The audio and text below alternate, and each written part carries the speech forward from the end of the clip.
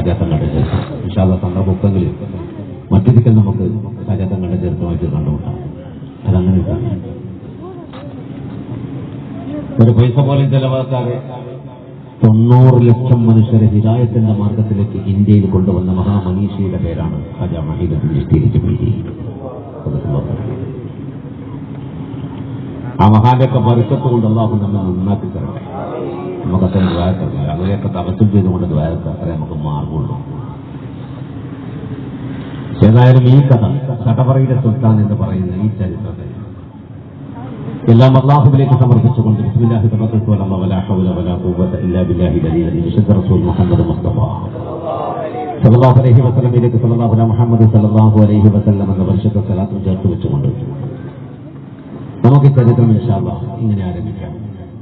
അതെ, ആകെ ലോകക്കാരണമുത്തൊളി യാ റസൂലേ എങ്ങും ആദിജ്യോതി പൂരണവിത്തൊളി യാ റസൂലേ. ആകെ ലോകക്കാരണമുത്തൊളി യാ റസൂലേ എങ്ങും ആദിജ്യോതി പൂരണവിത്തൊളി യാ റസൂലേ. ഈ കഥയും തുടങ്ങുന്നു ഇറയവനെ തേടിടുന്നു. ഈ കഥയും തുടങ്ങുന്നു ഇറയവനെ തേടിടുന്നു. ഇമ്പപ്പൂവാം റസൂലോരിൽ നൽസ്വലാത്തും ചൊല്ലിടുന്നു. ഇന്ന് ഇതാ ഞങ്ങളോടിയിടുന്ന് കനിതിന്നരുളിടുന്ന് സുഖസ്വർഗമതിൽ നീ ചേർത്തിടുവാനേ. ആകെ ലോകക്കാരണമുത്തൊളി യാ റസൂലേ എങ്ങും ആദിജ്യോതി പൂരണവിത്തൊളി യാ റസൂലേ. ആകെ ലോകക്കാരണമുത്തൊളി യാ റസൂലേ എങ്ങും ആദിജ്യോതി പൂരണവിത്തൊളി യാ റസൂലേ. വിശുദ്ധ റസൂൽ മുഹമ്മദ് മുസ്തഫ സല്ലല്ലാഹു അലൈഹി വസല്ലമയുടെ കാലഘട്ടത്തിന് ശേഷം ഇസ്ലാമിക ലോകത്തിൽ ഒരുപാട് ഭരണാധികാരികൾ ഖുലഫാഉ റാഷിദുകൾക്ക് ശേഷം അമവിയ, ഉമവിയ, അബ്ബാസിയ കാലഘട്ടങ്ങൾ കഴിഞ്ഞു. അങ്ങനെ അറേബ്യൻ ലോകത്തെ എന്ന് പറഞ്ഞാൽ വിശാലമായ അറേബ്യൻ ലോകത്തെ ഏക ഭരണാധിപൻ എന്ന നില വിട്ടത് പ്രാദേശിക ഭരണകർത്താക്കളിലേക്ക് ഇസ്ലാമിക ലോകം വഴിമാറി. ചെറിയ ചെറിയ നാട്ടുരാജ്യങ്ങൾ രാജാക്കന്മാർ ഭരിക്കപ്പെടുന്ന പഴയ കാലം. അങ്ങനെ അറേബ്യയുടെ ഒരു ഭാഗം ഭരിക്കുന്ന രാജാവിന്റെ പേര് മഹ്മൂദ് ഖഫന്തി എന്നാണ്. ഖഫന്തി എന്ന് പറഞ്ഞാൽ തന്നെയാണ് യോഗ്യൻ എന്നാണ് അർത്ഥം. മഹ്മൂദ് ഖഫന്തി രാജാവ് അറേബ്യയുടെ ഒരു ഭാഗം, ഒരു പ്രദേശം ഭരിക്കുന്ന രാജാവാണ്. അയാളെക്കുറിച്ച് ചരിത്രത്തിൽ പറയുന്നത് സത്യസന്ധനാണ്, പ്രജാതൽപരനാണ്, പറഞ്ഞ വാക്ക് പാലിക്കുന്ന രാജാവാണ്, ചെറുപ്പക്കാരനാണ്, ആബിദാണ്, ഹാഫിളാണ്, മംഗലം കഴിക്കാത്ത ചെറുപ്പക്കാരൻ. ആബിദാണ്, ഹാഫിളാണ്, മംഗലം കഴിക്കാത്ത ചെറുപ്പക്കാരനാണ്, ഒരു കാര്യം പറഞ്ഞ ചെയ്യുന്ന ആളുമാണ് മഹ്മൂദ് ഖഫന്തി രാജാവ്. അയാൾ ഒരിക്കൽ രാത്രി കിടന്നുറങ്ങുമ്പോൾ ഒരു കിനാബ് കണ്ടു. കിനാബ് കണ്ട് പേടിച്ചുപോയി മഹ്മൂദ് ഖഫന്തി രാജാവ്. പേടിച്ച മഹ്മൂദ് ഖഫന്തി രാജാവ് എഴുന്നേറ്റിരുന്നു സുബഹി വരെ. സുബഹി നിസ്കാരം കഴിഞ്ഞപ്പോൾ അയാൾ തന്റെ മന്ത്രിമാരെ വിളിച്ചുകൂട്ടിക്കൊണ്ട് പറഞ്ഞു, നിങ്ങളെല്ലാവരും രാജദർബാർ ഹാളിൽ വന്നിരിക്കണം. എല്ലാവരും രാജദർബാർ ഹാളിൽ വന്നിരുന്നു. അവിടെ മഹ്മൂദ് ഖഫന്തി അവരോട് പറഞ്ഞു, നോക്ക്, ഞാൻ വിശാലമായ ഒരു രാജ്യത്തിന്റെ ഭരണാധിപനാണ്. ഈ രാജ്യത്തിന്റെ എല്ലാ ഭാഗത്തും എന്റെ കണ്ണുകൾ എത്തിയിട്ടില്ലെങ്കിൽ, എവിടെയെങ്കിലും ആരെങ്കിലും കഷ്ടപ്പെടുന്നുവെങ്കിൽ ഞാനതിന് റബ്ബിനോട് മറുപടി പറയേണ്ടി വരും. മദീനയിലിരിക്കുന്ന ഉമർ ഫാറൂഖ് റളിയല്ലാഹു അൻഹു ഒരിക്കൽ പറഞ്ഞിരുന്നു, ഇറാഖിലെ യൂഫ്രട്ടീസ് നദിയുടെ തീരത്ത് ഒരാട്ടിൻകുട്ടിയുടെ കാലൊടിഞ്ഞു പോയാൽ ഭരണകർത്താവ് എന്ന നിലയിൽ മദീനത്തിരിക്കുന്ന ഉമറിന് മറുപടി പറയേണ്ടി വരുമെന്ന് മഹാനായ ഉമർ ഫാറൂഖ് റളിയല്ലാഹു അൻഹു. അതുകൊണ്ട് ഞാനൊരു കടുത്ത തീരുമാനമെടുക്കാൻ പോവാണ്. എന്റെ പ്രദേശത്തെ, എന്റെ രാജ്യത്തെ ഞാൻ 7 സ്റ്റേറ്റുകളായി വിഭജിക്കാൻ പോകുന്നു. 7 സംസ്ഥാനങ്ങളാക്കി സ്റ്റേറ്റുകളായിട്ട് വിഭജിക്കാൻ പോവാണ്.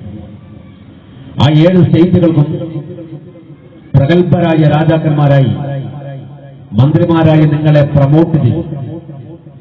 നിങ്ങളിപ്പോൾ ഈ രാജ്യത്തിന്റെ മിനിസ്റ്റേഴ്സാണ്, മന്ത്രിമാർ മാത്രമാണ്. ഞാൻ ഈ രാജ്യത്തെ 7 രാജ്യമായി വിഭജിച്ച് 7 സ്റ്റേറ്റുകളായി മാറ്റി. ആ 7 സ്റ്റേറ്റുകൾക്കും നിങ്ങൾ പ്രഗത്ഭരായ മന്ത്രിമാരെ രാജാവാക്കി നിയമിക്കും. പിന്നെ നിങ്ങളാണ് രാജ്യം ഭരിക്കേണ്ടത്. എന്നാൽ 7 രാജ്യത്തിന്റെ അധികാരവും എന്റെ കയ്യിൽ തന്നെ ഉണ്ടാവുക. നിങ്ങൾ രാജ്യം ഭരിക്കാൻ ഏൽപ്പിക്കപ്പെടുന്നവർ മാത്രമാകും. മന്ത്രിമാർക്ക് ഒരു സുപ്രഭാതത്തിൽ അധികാരം കിട്ടുക എന്ന് പറഞ്ഞാൽ സന്തോഷമല്ലേ? അവർ പറഞ്ഞ ആയിക്കോട്ടെ, നിങ്ങൾ പറയുമ്പോൾ ഞങ്ങൾ ഭരിച്ചോളാന്നാണ്. ചുരുക്കി പറഞ്ഞാൽ മാസങ്ങൾക്കുള്ളിൽ തന്റെ വലിയ രാജ്യത്തെ 7 സ്റ്റേറ്റുകളായി അതിർത്തി നിശ്ചയിച്ച് വിഭജിച്ചു മഹ്മൂദ് ഗഫൂരി രാജാവ്. പ്രഗത്ഭരായ മന്ത്രിമാരെ ഓരോ രാജ്യത്തിന്റെയും അധികാരം നിർത്തി അവരെ രാജാവാക്കി മാറ്റി. എന്നിട്ട് തന്റെ രാജ്യത്തിന്റെ മൊത്തം രാജ്യത്തിന്റെ മധ്യഭാഗത്ത് സെൻട്രലിൽ ഒരു ചെറിയ കൊട്ടാരം വെച്ച് കെട്ടിയിട്ട് മംഗലം കഴിക്കാത്ത മഹ്മൂദ് ഗഫൂരി രാജാവും അയാളുടെ പ്രിയപ്പെട്ട ഒരു ഉമ്മയും 3-4 പട്ടാളക്കാരുമായി ആ രാജാവ് ജീവിതം ആരംഭിച്ചു കഴിഞ്ഞിട്ടുണ്ട്.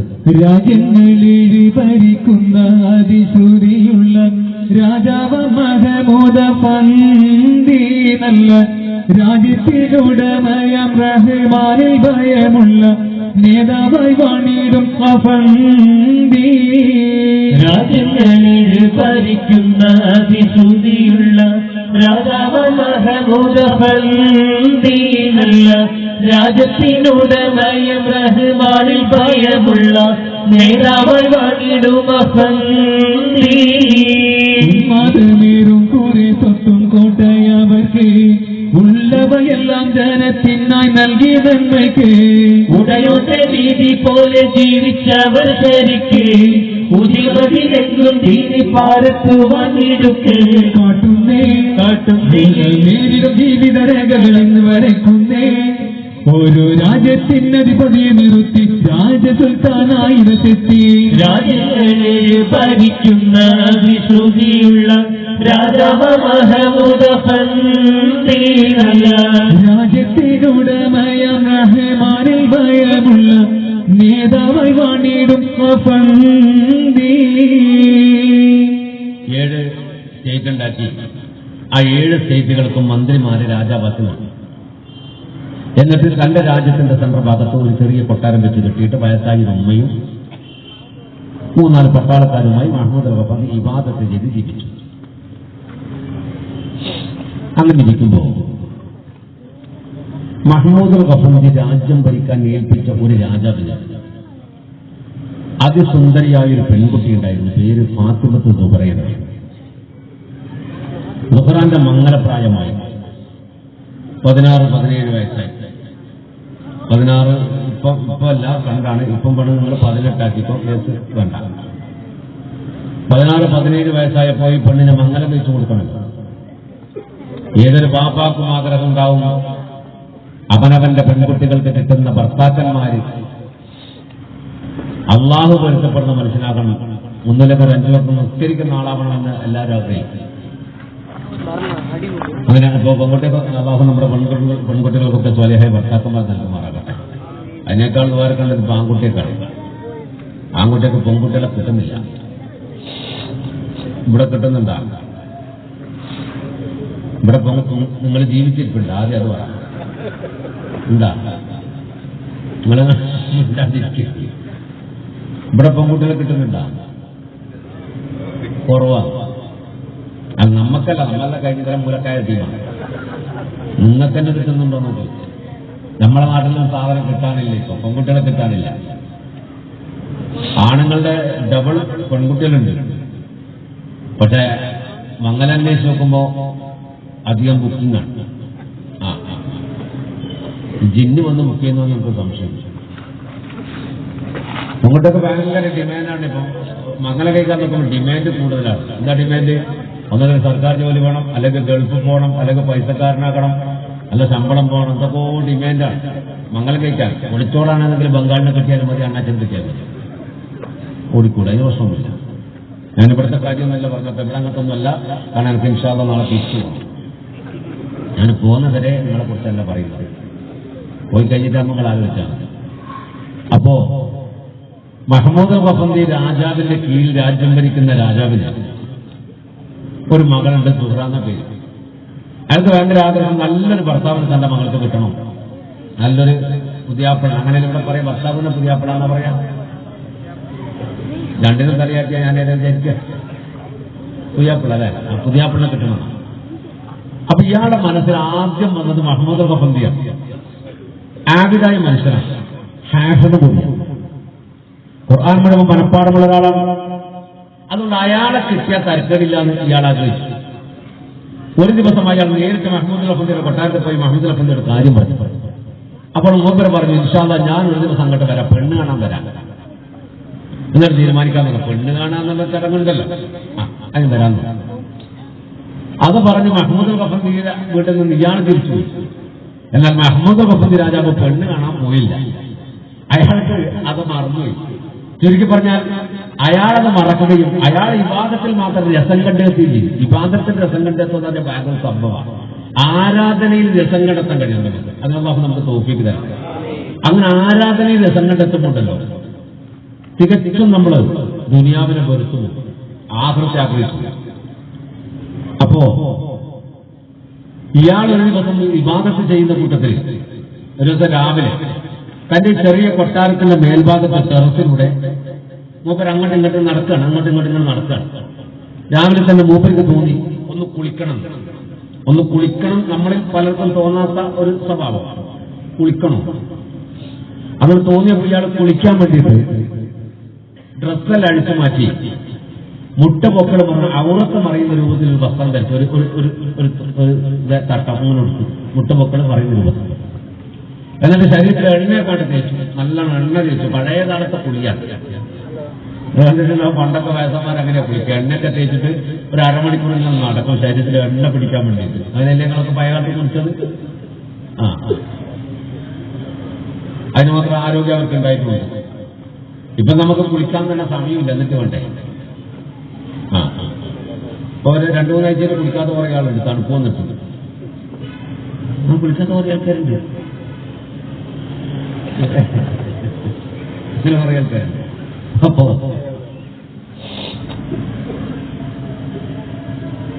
കുളിക്കാൻ വേണ്ടി എണ്ണയൊക്കെ തേച്ചിട്ട് ഇയാൾ ചെയ്യുന്നു. ഈ ടെറസിന്റെ മേലോട് ഇങ്ങനെ നടന്നു. വെറുതെ നടക്കുമ്പോൾ ചിലയാൾക്ക് ചില ശീലങ്ങളുണ്ടാവും. ഏത് പാട്ട് പാടാത്തതും പാട്ട് പാടുന്ന സ്ഥലമുണ്ട്, അറിയോ? എവിടെ? ബാത്റൂം ഒന്ന് പാട്ട് പാടും. ഇപ്പം ബാത്റൂമിൽ പാട്ട് പാടല് പറഞ്ഞു. ഇപ്പം മൊബൈലിൽ കൊണ്ടാവുന്നു ബാത്റൂമിൽ. മൊബൈൽ എടുത്തിട്ട് ബാത്റൂമിൽ പോവാണ്. അവിടെ കുട്ടി എന്നിട്ട് ചിലപ്പം ഭാര്യയുടെ ഇടങ്ങാൻ സഹിക്കാൻ വയ്യായിട്ട് പോകായിരിക്കും. 3 മണിക്കൂറോളം ഇടങ്ങാറില്ല കഴിഞ്ഞിട്ട് ഇരിക്കാൻ വിചാരിച്ച് മൊബൈൽ എടുത്ത് പോയി അതിൽ കുത്തിയിട്ട് വാട്സപ്പ്, ഫേസ്ബുക്ക്, ഇന്റർനെറ്റിൽ നോക്കുന്ന ആൾക്കാരുണ്ട്. ഈ മൊബൈൽ എടുത്തിട്ട് ബാത്റൂമിൽ പോകരുത്.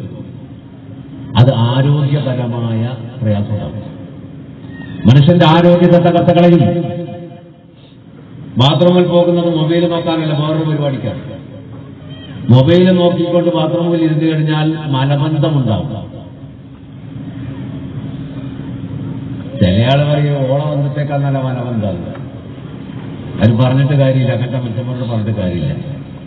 അപ്പോ ഇയാൾ ഈ ടെറസിന്റെ മേലോട് ഞാൻ വെറുതെ നടക്കുമ്പോൾ ഇയാളെ ഹാപ്പിളായ മനുഷ്യനാണ്. അതുകൊണ്ട് ഇയാൾ ഖുർആൻ വെറുതെ ഇരിക്കുന്ന സമയത്തൊക്കെ ഖുർആൻ ഓതുന്നത്, വെറുതെ ഇരിക്കുമ്പൊക്കെ ഖുർആൻ പറയണ ഇയാളെ പണി. വെറുതെ ഇരിക്കുമ്പൊക്കെ ഖുർആൻ ഓതി കളി, അങ്ങനെ പണി. നമ്മൾ വെറുതെ ഇരിക്കുമ്പോൾ മൊബൈൽ നോക്കുന്ന പോലെ നമ്മൾ വെറുതെ ഇരിക്കുമ്പോൾ നമുക്ക് വെറുതെ ഇരിക്കാൻ ഇപ്പൊ സമയമില്ലല്ലോ. ഓരോരുത്തരും നിസ്കാരം കഴിഞ്ഞ ഉടനെ സലാം പോയിട്ട് ഉടനെ മൊബൈൽ എടുത്തിട്ട് നോക്കിയിട്ട് പുറത്തെ മൊബൈൽ എടുത്ത് നോക്കുന്നുണ്ടാവും. ഓന്റെ വിചാരം എന്താ അറിയോ? ഓന്റെ നിസ്കാരം സ്വീകരിച്ചു എന്ന് അമ്മ മെസ്സേജ് അയച്ചിട്ടുണ്ട്. എന്നിട്ട് അതുകൊണ്ട് പുറത്തേക്ക് വന്നപ്പോൾ ചില ഒന്നിനും കൊള്ളാൻ. അപ്പോ വെറുതെ ഇരിക്കുന്ന സമയത്ത് ഇയാൾ ഖുർആൻ പറയണം. അന്ന് ഇയാളിങ്ങനെ ടെറസിന്റെ മേലോട് നടക്കുമ്പോ എണ്ണ ശരീരത്തെ പിടിക്കുന്നവരെ ഇങ്ങനെ നടക്കാൻ. അപ്പൊ ഇയാൾ ഇങ്ങനെ ഖുർആൻ ഓതി. അന്ന് ഓതിയത് സൂറത്ത് ആലിമ്രാൻ. സൂറത്ത് ആലിമ്രാൻ ഇങ്ങനെ ഓതിയത്. സൂറത്ത് ആലിമ്രാനിൽ 26-ാമത്തെ ആയത്ത് അയാൾ ഓതിക്കൊണ്ടിരിക്കുകയാണ്. അഊദു ബില്ലാഹി മിനശ് ശൈത്വാനിർ റജീം. ബിസ്മില്ലാഹിർ റഹ്മാനിർ റഹീം.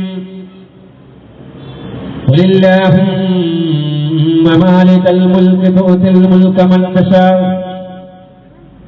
وتنزع الملك ممن تشاء وتعز من تشاء وتذل من تشاء بيدك الخير إنك على كل شيء قدير.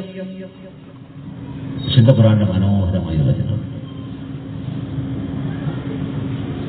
ഖുൽ നബിയെ പറയുക, അല്ലാഹുമ്മ പടച്ച തമ്പുരാനെ മാലിക്കൽ മുൽക്ക്, രാജാക്കന്മാരുടെ രാജാവായ തമ്പുരാനെ, രാജാതിരാജനായ റബ്ബേ, തുഅ്തിൽ മുൽക മൻ തശാ.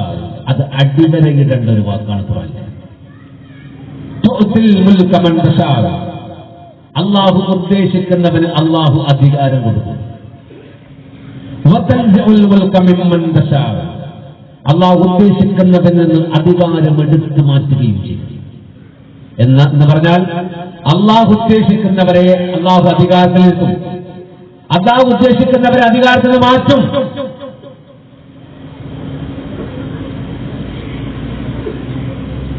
രാജാവാകാൻ അള്ളാഹ് തീരുമാനിച്ച രാജാവാകും. രാജാവല്ലാണ്ടാക്കാൻ തീരുമാനിച്ച രാജാവല്ലാണ്ടാകും. കമ്മിറ്റിന്റെ പ്രസിഡന്റ് ആകണോ? അള്ളാഹ് തീരുമാനിക്കണം. പ്രസിഡന്റ് ഒഴിവാക്കണോ? അള്ളാഹ് തീരുമാനിക്കണം. മുഖ്യമന്ത്രിയാവണോ? അള്ളാഹ് തീരുമാനിക്കണം. മുഖ്യമന്ത്രി ഒഴിവാക്കണോ? അള്ളാഹ് തീരുമാനിക്കണം. ഇന്ത്യൻ പ്രധാനമന്ത്രിയാവണോ? അള്ളാഹ് തീരുമാനിക്കണം. പ്രധാനമന്ത്രി അല്ലാണ്ടാക്കണോ? അള്ളാഹ് തീരുമാനിക്കണം. നമ്മൾ വോട്ട് ചെയ്ത് വേറൊരു കാര്യമാണ്. പക്ഷേ വോട്ടൊക്കെ ചെയ്തോ, എന്നാലും അള്ളാഹു ഉദ്ദേശിക്കാണ്ട് ഒരുത്തൻ ജയിക്കുകയില്ല, ഒരുത്തനും അധികാരത്തിൽ ജയിക്കുകയില്ല.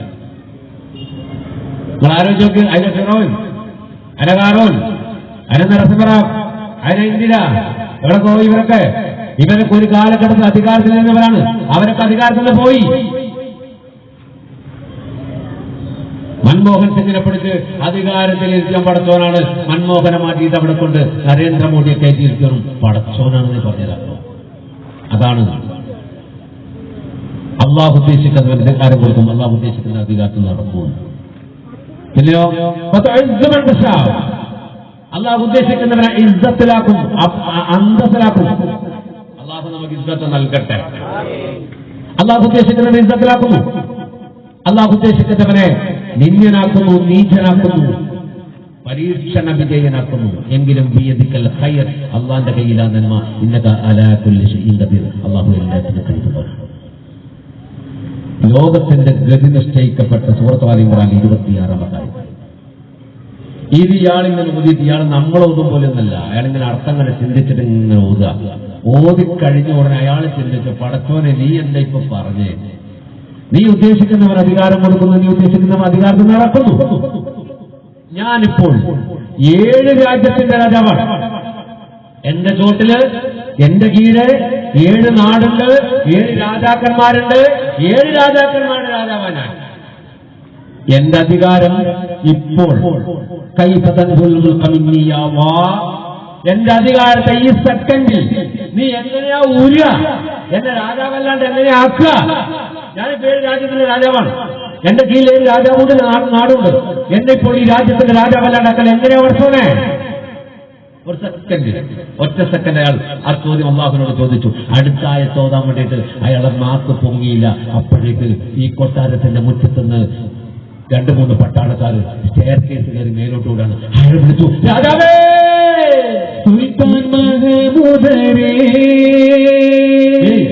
മഹാരാജാവേ, സുൽത്താൻ മഹമൂദരെ, നല്ല പൊങ്ങിയോരെ, ഒരു വ്യസനമിതറിയിക്കാം കേൾക്കുവീരെ, ഒരു വ്യസനമിതറിയിക്കാം കേൾക്കുവീരെ. സുൽത്താൻ മഹമൂദരെ, നല്ല പൊങ്ങിയോരെ, ഒരു വ്യസനമിതറിയിക്കാം കേൾക്കുവീരെ, ഒരു വ്യസനമിതറിയിക്കാം കേൾക്കുവീരെ. സുൽത്താൻ മഹമൂദരെ, ഒരാൾ ഓടി വന്നു, രാജാവേ രാജാവേ. രാജാവ് ചെന്നാൽ എന്താ പ്രശ്നം? രാജാവേ, കൊട്ടാരമുറ്റത്ത് ഒരു പുലി മുഴങ്ങിടുന്നു,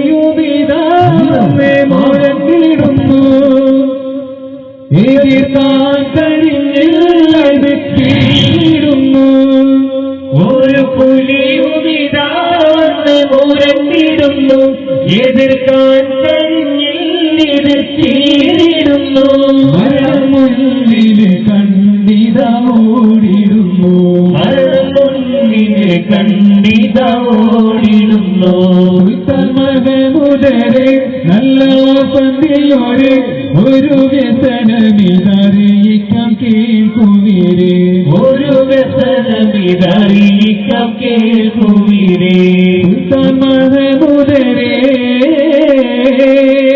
രാജാവേ രാജാവേ, എന്താണ് എന്താ പ്രശ്നം? രാജാവേ, കൊട്ടാരം മുറ്റത്തൊരു പുലി. പുലിന്നല്ലേ ഇവിടുത്തെ പിലീന എന്നാ പറയാ?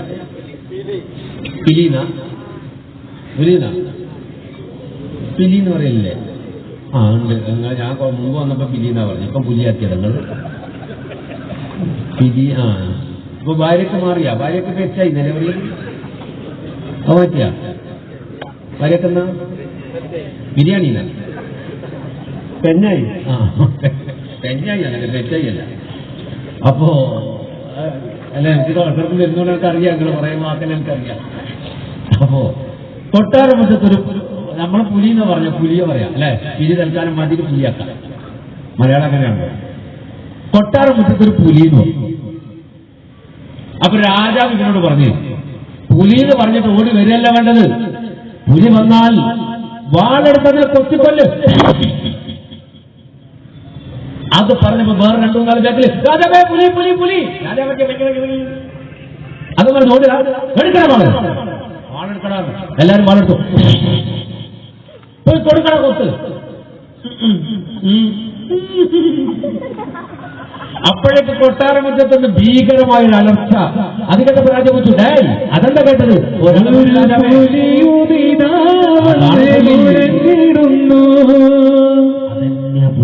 എതിർക്കാൻ കഴിഞ്ഞത് കീറിടുന്നു, മരണം മുന്നിൽ കണ്ടിതമോടിടുന്നു. സുൽത്താൻ മഹമൂദരെ. ഈ ശബ്ദം കേട്ടപ്പോ, പുലിയുടെ അലർച്ച കേട്ടപ്പോ രാജാവ് കൊട്ടാരത്തിന് മേലെ താഴേക്ക് നോക്കി. നോക്കുമ്പോ കൊട്ടാരത്തിന്റെ ഫ്രണ്ടിൽ ഒരു ഭീകരനായ പുലി ഇങ്ങനെ നിൽക്കുന്നു.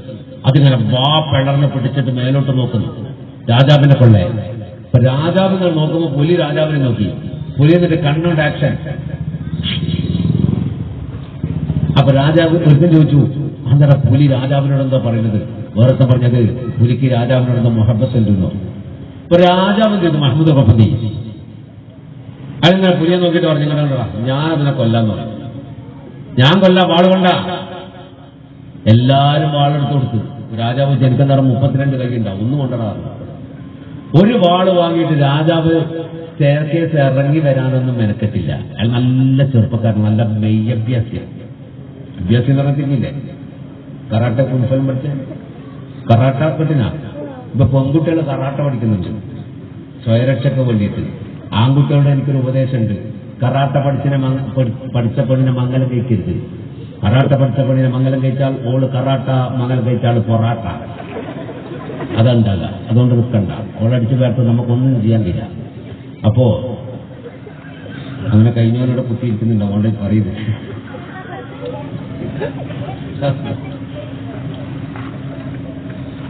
ഇയാൾ നല്ലൊരു മെയ്യഭ്യാസം. ഇയാൾ തിരിയെന്നറിയോ? ഇതിന്റെ മേലെ താഴേക്ക് ബിസ്മിയും കുട്ടി ഒറ്റച്ചാടാം. ഇയാളെ പുലിയുടെ മുന്നിൽ നിന്ന് വാളുകളുടെ ഒരൊറ്റവെട്ട്. പുലി കറങ്ങി ബേക്കിലേക്ക് പോയി. രാജാവ് തിരിച്ചു വെട്ടി. ഇയാളെ കാലിന്റെ ഇടയിലൂടെ പുലി ഇപ്പുറത്തേക്ക് വന്ന് അണ്ടർ പിടിച്ചിട്ട് ഓട്ട പോയ മുടങ്ങി. ഒരു തരത്തിൽ പുലിയിലേക്ക് പിടിക്കാൻ പറ്റുന്നില്ല. പട്ടാളക്കാർ കൊട്ടാരത്തിന് മേലെയാണ്. ഇവര് രാജാവിന് ഇൻട്രസ്റ്റ് ആകാൻ വേണ്ടി കയ്യിൽ അടിച്ചു കൊടുത്തു. രാജാവ് പെട്ടെന്ന് മേലോട്ട് നോക്കിയിട്ട് പറഞ്ഞു, എന്നെ താഴെ ഗുരുമാലിന്റെ മുന്നിൽ ഇറക്കിയിട്ട് നിങ്ങൾ മേലെ നിന്ന് അപ്പപ്പാ, ഞാൻ വരുന്നടാ എനിക്കൊക്കെ സ്റ്റെപ്പാക്കി തരാം. അപ്പൊ ഒരുത്തം ദ്വാരുന്ന് പഠിച്ചവനെ രാജാവ് വരാണ്ടായിക്കോട്ടെ. ആവുക ഓന്റെ പ്രാർത്ഥന അള്ളാഹ് തൽക്കാലം സ്വീകരിച്ചു എന്ന് വിചാരിച്ചു. രാജാവിനെ ഈ പുലിയിട്ട് കറക്കി. അവസാനം പുലി എന്ത് ചെയ്യുന്നറിയോ? ഗേറ്റിന്റെ അടുക്കിലേക്ക് ഒന്ന് ചാടി. ഗേറ്റിന്റെ അടുക്കിലേക്ക് അങ്ങോട്ട്. ഇപ്പൊ രാജാവ് അങ്ങോട്ട് പോകുമ്പോ പുലി പുറത്തേക്ക് ഇറങ്ങി. ഇപ്പൊ രാജാവിന് തോന്നി ഇത് എന്നെ കവളിപ്പിച്ച് പുകരിക്കും. രാജാവ് പട്ടാൾക്കാരൻ ഒരു കുതിരയെ കണ്ടഴിക്ക്. പുലി ഓടിയാൽ അതിന്റെ ബേക്കിൽ എനിക്ക് ഓടണം, അതിനെ കൊല്ലാതെ ഞാൻ വിടുക. രാജാവിന്റെ കൽബിൽ അല്ലാഹു ഒരു വല്ലാത്ത ഭാഷ നൽകി. ഒരു എന്താ പറയാ, ഭാഷയിൽ എന്താ പറയാ, ഭാഷയല്ലേ?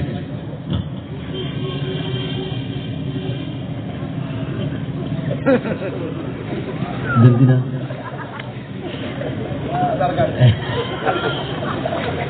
ആധാർ കാർഡ് എടുക്കാനാ? ബിയല്ലോ. അപ്പോ രാജാവിന്റെ കൽവിൽ ഭാഷ തോന്നിപ്പോ കുതിരനെ കൊണ്ടുവരാൻ പറഞ്ഞു. ഒരാൾ കുതിരനെ അയച്ചുകൊണ്ട് തള്ളി. രാജാവ് കുതിരപ്പുറത്ത് കയറുന്നവരെ പുലി അങ്ങ് ഫ്രണ്ടിൽ അവിടെ നിന്ന് നോക്കി. രാജാവ് കുതിരപ്പുറത്ത് കയറിയപ്പോ പുലി കുറച്ച് മുന്നോട്ടോടി. രാജാവ് കുതിരപ്പുറത്ത് മുന്നിൽ ബാക്കിലോടി. രാജാവ് ബാക്കിൽ നിന്നപ്പോ പുലി സ്പീഡ് കൂട്ടി. രാജാവ് സ്പീഡ് കൂട്ടി. പുലി സ്പീഡ്. രാജാവ് സ്പീഡ്. പുലി സ്പീഡ്.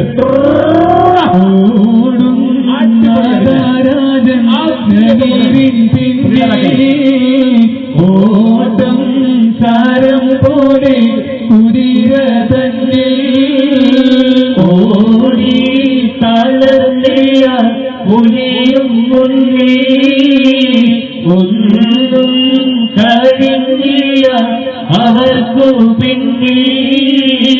നാടും നഗരവും അവർ പിന്നിട്ടേ കാടും മലകളും അവർ മുന്നിട്ടേ. നാടും നഗരവും അവർ പിന്നിട്ടേ കാടും മലകളും അവർ മുന്നിട്ടേ. കാട്ടിൽ കയറിയ പുലിയും പിന്നെ കാണുന്നില്ല രാജൻ കുഴങ്ങിടുന്നേ.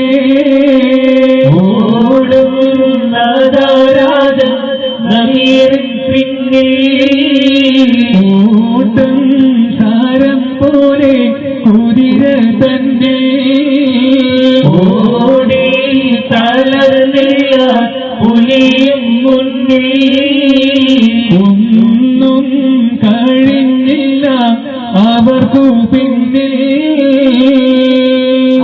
ശക്തമായിട്ട് പുലിയോടാണ്. അതിന്റെ ബാക്കിൽ രാജാവ് കുതിരപ്പുറത്തോടാണ്.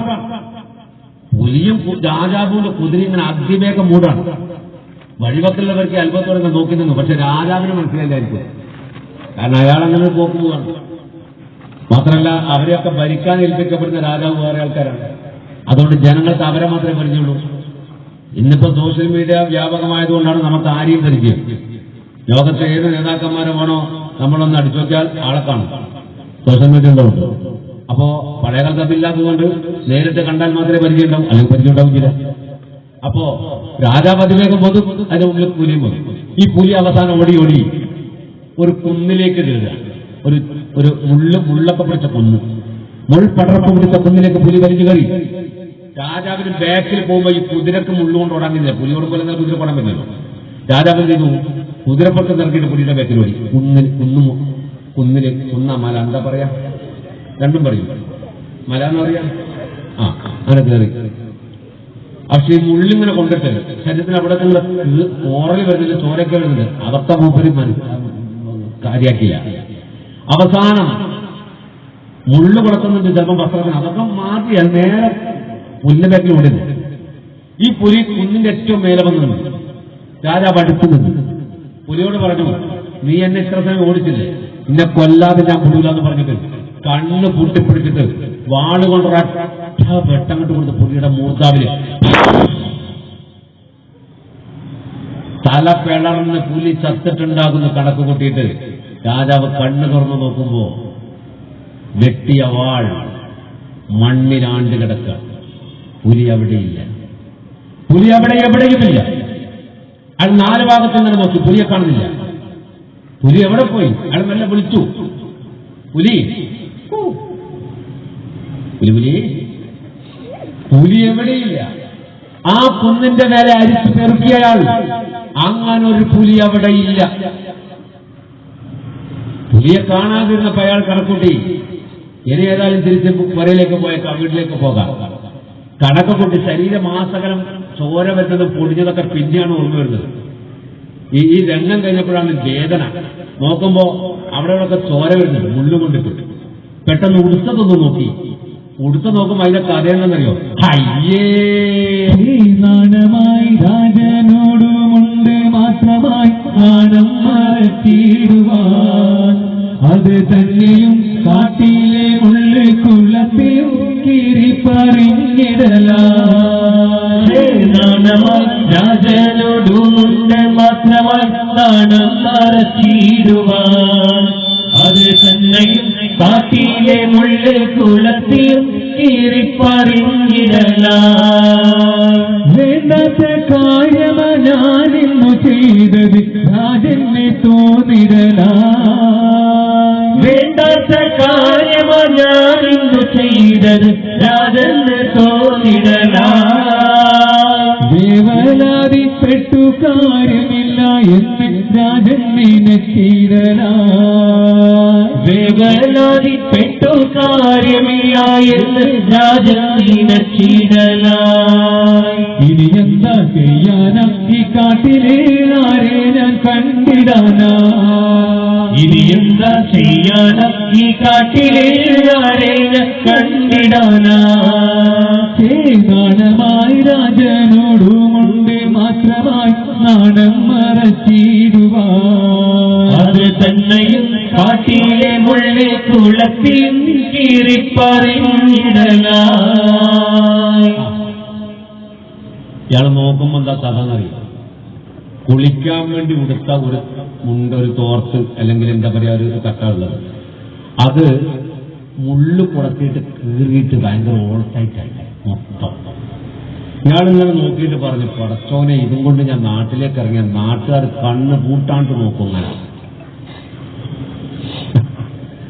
അപ്പൊ ഉടുക്കാണ്ട് പോകാന്ന് പറ്റില്ലല്ലോ. അപ്പൊ കണക്കൂട്ടി ഒരു കാര്യം ചെയ്യാം, ഇനിയിപ്പോ രക്ഷയില്ല, രാത്രി പോകാം. രാത്രിയാണെങ്കിൽ പിന്നെ ഇരുട്ടത്തിങ്ങനെ പോകുമ്പോ അങ്ങനെ പെട്ടെന്ന് ആള് കാണില്ല. അപ്പൊ രാത്രി പോകാന്ന് കണക്കൂട്ടി. പക്ഷെ രാത്രി ആകണമെങ്കിൽ ഒരു പകരം മുഴുവൻ കഴിയണം. ഇത് രാവിലെ തന്നെയാ സംഭവം. കുളിക്കാൻ ഇറങ്ങിയപ്പോ അപ്പൊ ഇയാൾ കണക്കൂട്ടി രാത്രി ആകട്ടെ എണീക്കുന്നത്. അപ്പൊ എണ്ണയൊക്കെ തേച്ചിട്ട് ഓടിയോണ്ട് നല്ലൊരു സുഖമുണ്ട്. മലമുകളിൽ നല്ല കാറ്റുമുണ്ട്. ഇയാളൊരു മരത്തിന്റെ ചോട്ടിൽ ഇലകൾ പറിച്ച് വിരിച്ചിട്ട് അവിടെ അങ്ങനെ ഇരുന്നപ്പോ ഉറച്ചു വന്നിട്ട് അയാൾ ആ തലയിൽ ഇങ്ങനെ കയ്യും വെച്ചിട്ട് അയാളെ മരത്തിന്റെ ചോട്ടിൽ കിടന്നുറങ്ങി. ഉറങ്ങി എന്നല്ല പറയേണ്ടത്, ഉറക്കി പടച്ച തമ്പുരാൻ അയാളെ അവിടെ കിടന്നുറങ്ങി. എന്നാൽ അയാൾ കിടക്കുന്നത് എവിടെയെന്നറിയോ? അയാളുടെ തന്നെ കീഴിലുള്ള അയാൾ ഭരിക്കാൻ ഏൽപ്പിച്ച ഒരു രാജാവുണ്ട്. അയാളുടെ മകളാണ് ആര്? ഫാത്തിമത്ത് സുഹറ. ഞാൻ നേരത്തെ പെണ്ണാണെന്ന് പറഞ്ഞു. ആ ബാപ്പാന്റെ അതിർത്തിയിലുള്ള കാട്ടിലാണ് അയാൾ കിടക്കുന്നത്. രാജാവ് കാട്ടിലേക്ക് ഓടിയ അന്ന് രാവിലെ ഇവിടെ ഒരു സംഭവം ഉണ്ടായി. ഈ കൊട്ടാരത്തിൽ മഹ്മൂദ് ഖഫന്തി രാജാവ് പെണ്ണ് കാണാൻ വരുന്ന മുമ്പ് പറഞ്ഞിട്ടുണ്ടല്ലോ. അപ്പൊ പെണ്ണ് കാണാൻ വരുമ്പോ ഇഷ്ടപ്പെട്ട് നിക്കാഹ് പെട്ടെന്ന് നടത്തണം എന്ന് പറഞ്ഞാലോ എന്ന് കണക്കൂട്ടിയിട്ട് പട്ടിന്റെ ഉടുപ്പുകൾ സ്വർണ്ണാഭരണങ്ങളൊക്കെ തയ്യാറാക്കിയിട്ട് ഒരു ഖജനാവിൽ സൂക്ഷിച്ചു വെച്ചു ഇവരുടെ ബാപ്പ.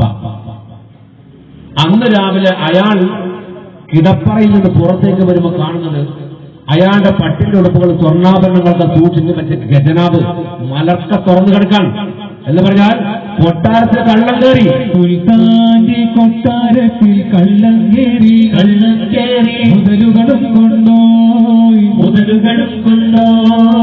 സുൽത്താന്റെ കൊട്ടാരത്തിൽ കള്ളം കയറി മുതലുകളും കൊണ്ടോയി തുമ്പൈര കല്ലും രത്നം തുന്നിയ കുപ്പായം ഒക്കെ പൊക്കിയെടുത്തൊരു കല്ല് എങ്ങോ പോയി മറഞ്ഞു. അയ്യോ രാജന്റെ ജാറായി. സുൽത്താന്റെ കൊട്ടാരത്തിൽ കള്ളം കയറി മുതലുകളും കൊണ്ടോയി സുൽത്താന്റെ കൊട്ടാരത്തിൽ കള്ളം കയറി. രാജാവിന്റെ കൊട്ടാരത്തിൽ കള്ളം കയറി. ആ ഖജനാവ് തുറന്നു വെച്ചിട്ടുള്ളത് അതിലുള്ള സ്വർണവും ഉടുപ്പെല്ലാം കട്ടുകൊണ്ട് പോയി. രാജാവിനാകെ ഭ്രാന്തായി ബേജാറായി. രാജാവ് വിളിച്ചു, ആരെവിടെ? 3-4 പട്ടാളക്കാരോട് വന്നു. രാജാവേ എന്താ? എടാ എന്റെ സ്വർണ്ണാഭരണങ്ങളൊക്കെ കള്ളം കട്ടുകൊണ്ടുപോയി. ഒരുത്തം പറഞ്ഞ് അൽഹംദുലില്ലാ. അത് കേട്ട രാജാവ് വിളിച്ചു, നീ എന്താണോ പറഞ്ഞത്? അവൻ പറഞ്ഞു, ഞാനൊന്നുമല്ല. ഒറ്റയടിക്കൊന്ന് അൽഹംദുലില്ലാ മാറ്റി ഞാനല്ലാന്ന്. രാജാവ് പറഞ്ഞു, നിങ്ങളാണോ അല്ലെന്നില്ലല്ലോ ചർച്ച. അപ്പോഴേക്കും പട്ടാളക്കാർ കുറച്ചും കൂടി വന്നു. 11 പട്ടാളക്കാരുണ്ട് ഇപ്പോ. ആ 11 ആൾക്കാരോട് പറഞ്ഞു, ഇവിടെ കട്ടുകൊണ്ടുപോയ കള്ളനെ 3 ദിവസത്തിനുള്ളിൽ നിങ്ങൾ പിടിച്ചുവിടെ കൊണ്ടുവരണം. ഇല്ലെങ്കിൽ നിങ്ങൾ 11 എണ്ണത്തിന്റെ തല ഞാൻ കട്ടാക്കുന്നതാണ്. ഇവരാകെ വേദാറി. 3 ദിവസത്തിനുള്ളിൽ കള്ളനെ പിടിക്കണം, ഇല്ലെങ്കിൽ തല പോവും. ഇവര് കൊട്ടാരത്തിന്റെ പുറത്തിറങ്ങി ഒരു ചർച്ച, എന്താ ചെയ്യാ, ഇനെന്താക്കൂ? ഒരുത്തൻ പറഞ്ഞ ഒരു കാര്യം ചെയ്യാം, 3 ദിവസത്തിനുള്ളിൽ കള്ളനെ കിട്ടൂല, നമുക്ക് നാട് വിട്ട് കളിയാ, എങ്ങോട്ടൊക്കെ പോവാ, രാജാവിന് കുടിക്കാൻ കിട്ടുമല്ലോ. എന്നാ അതാ നല്ലേ. എന്നാ പുരേ പോയി ഭാര്യയോട് മക്കളോട് യാത്ര പറയാന്ന് പറഞ്ഞിട്ട് എല്ലാരും പുരേ പോയി. വീട്ടിൽ പോയി പെണ്ണായിനെ കണ്ട് മക്കളോട് പറഞ്ഞു, മക്കളെ ബാപ്പ നാട് വിടുകയാണ്. ചില മക്കൾ പറഞ്ഞു, അൽഹംദുലില്ലാ, സമാധാനമായി. ചില ബാപ്പന്മാർ നാട് വിടുമ്പോൾ കുട്ടികൾക്ക് സമാധാനം. കാരണം അറിയോ, ആ ബാപ്പ പുരയിൽ ഉണ്ടാകല അതാവായിരിക്കും ചിലപ്പോ. കാരണം വല്ലാത്ത ബാപ്പന്മാരുണ്ട് ചില സ്ഥലത്ത്. ഇവിടെ മാത്രമേ നല്ലത്. നിങ്ങൾക്ക് തന്നെ ചിരി വന്നു അല്ലേ?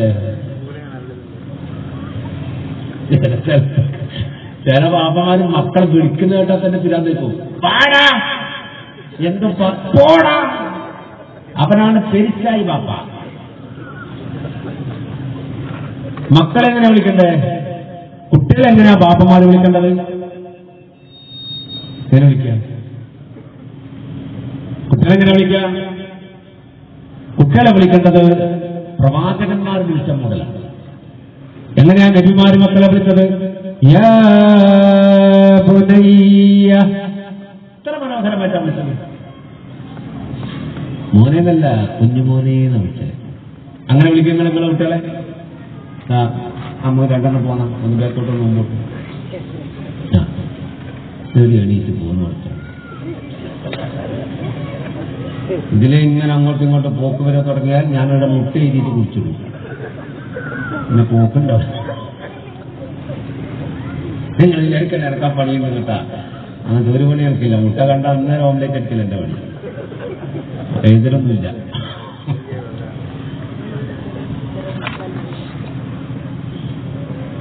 ചിലയാള് പോവും, അയാൾക്കറിയാതെ. അതിനൊരു തട്ടിപ്പുണ്ട്. ഫോണെടുത്ത് ചെവിക്ക് വെച്ചിട്ട് ഫോണ് വന്ന പോലെ പോവും. അങ്ങനെ പോയിട്ട് കാര്യമില്ല. കാരണം എനിക്കറിയാം, ഞാനും കുറെ പോയതാണ്. അതോ ആ തട്ടിപ്പൊന്നും ഇവിടെ നടക്കില്ല. അവിടെ ഇരിക്കാറുണ്ട് കുറച്ച് സമയം. പെട്ടെന്ന് നിർത്തും ഞാൻ, സമയത്തറിയുള്ളൂ നമുക്ക് ഇൻഷാല്ലാ. അപ്പോ ഈ കഥയുടെ അവസാനം നിങ്ങൾ ഇരിക്കണം കേട്ടോ. കഥയുടെ അവസാനം സ്വലാത്താണ്. സ്വലാത്തിന്റെ മഹത്താണ്. മുത്തനബിയെ സ്വപ്നം കണ്ടതാണ്.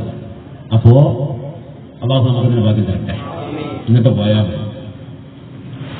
അപ്പൊ മഹ്മൂദ് ബഫന്തി രാജാവ് വരുമെന്ന് വിളിച്ച് പട്ടിന്റെ അടുത്ത് സ്വർണ്ണാഭരണങ്ങളൊക്കെ ഉണ്ടാക്കി വെച്ചിട്ട് അത് കള്ളം കട്ടുകൊണ്ട് ഇപ്പൊ പിടിക്കാനായിട്ട് പട്ടാളക്കാരെ 3 ദിവസത്തിനുള്ളിൽ കൊണ്ടതിന് തല കൊണ്ടു.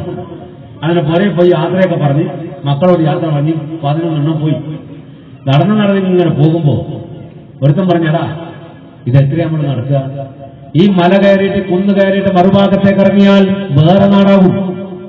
എന്നാ പിന്നെ അങ്ങനെ നല്ലതാണ്. എന്നാ കാരണം ആ മല കയറാണ്, കുന്ന് കയറുന്നതാണ്. അപ്പൊ മുള്ളൊക്കെ പിടിച്ച സ്ഥലമാണ്. അപ്പൊ ഇങ്ങനെ ഒരാൾ പോയ വഴി പോലെ തോന്നുന്നു. ആ വഴിയിലൂടെ ഇവര് കയറാൻ തുടങ്ങി. ഒന്നിച്ച് കയറാൻ പറ്റില്ല. ഒരാൾ മുമ്പിൽ, അയാൾ ബാക്കിൽ. അങ്ങനെ ബാക്കിൽ തീവണ്ടിക്ക് കമ്പാർട്ട്മെന്റ് കുറച്ച് കുറഞ്ഞ് ബാക്കിലായിട്ട് ഇങ്ങനെ പോവാൻ പോയി അവസാനം മുമ്പിലുള്ള ഏറ്റവും മേലെ എത്തുമല്ലോ. അവൻ മേലെ എത്തിയിട്ട് ചിരിക്കുന്നു. ഭയങ്കര ചിരി. അപ്പൊ താഴെയുള്ളവർ ചോദിച്ച്, എന്തിനാണാ ചങ്ങായി ചിരിക്കുന്നത്? അപ്പൊ സെൻട്രൽ നൃത്തം പറഞ്ഞു, അത് 3 ദിവസം ഇങ്ങനെ തല അങ്ങനെ പോകുന്നത് ഓർത്ത് ചിരിക്കുന്നേക്കുവാണ്. അപ്പൊ മറ്റവൻ പറഞ്ഞു, തല പോകുമ്പോൾ ആള് ചിരിക്കുവോ?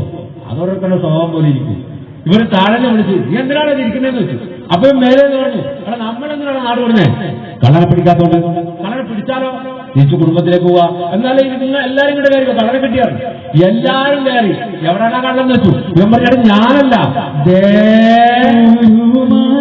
തണൽ കീഴേ ഗുരുവരുണ്ടേ കൂട് മുണ്ടും മൂടുത്തും കൊണ്ടുറങ്ങുന്നുണ്ടേ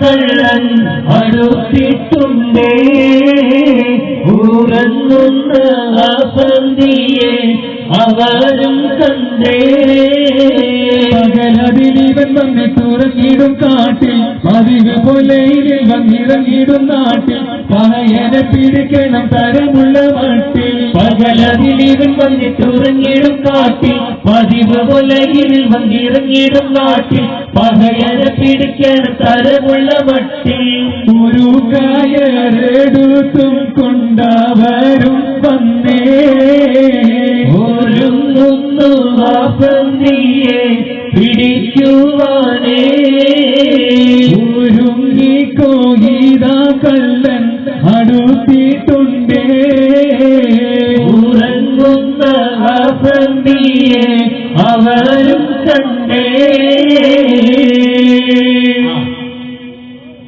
അയാൾ പറഞ്ഞ അതാണ് മരത്തിന്റെ ചോട്ട് കള്ളം കിടക്കുന്നുണ്ട് കാട്ടില്. നോക്കുമ്പോ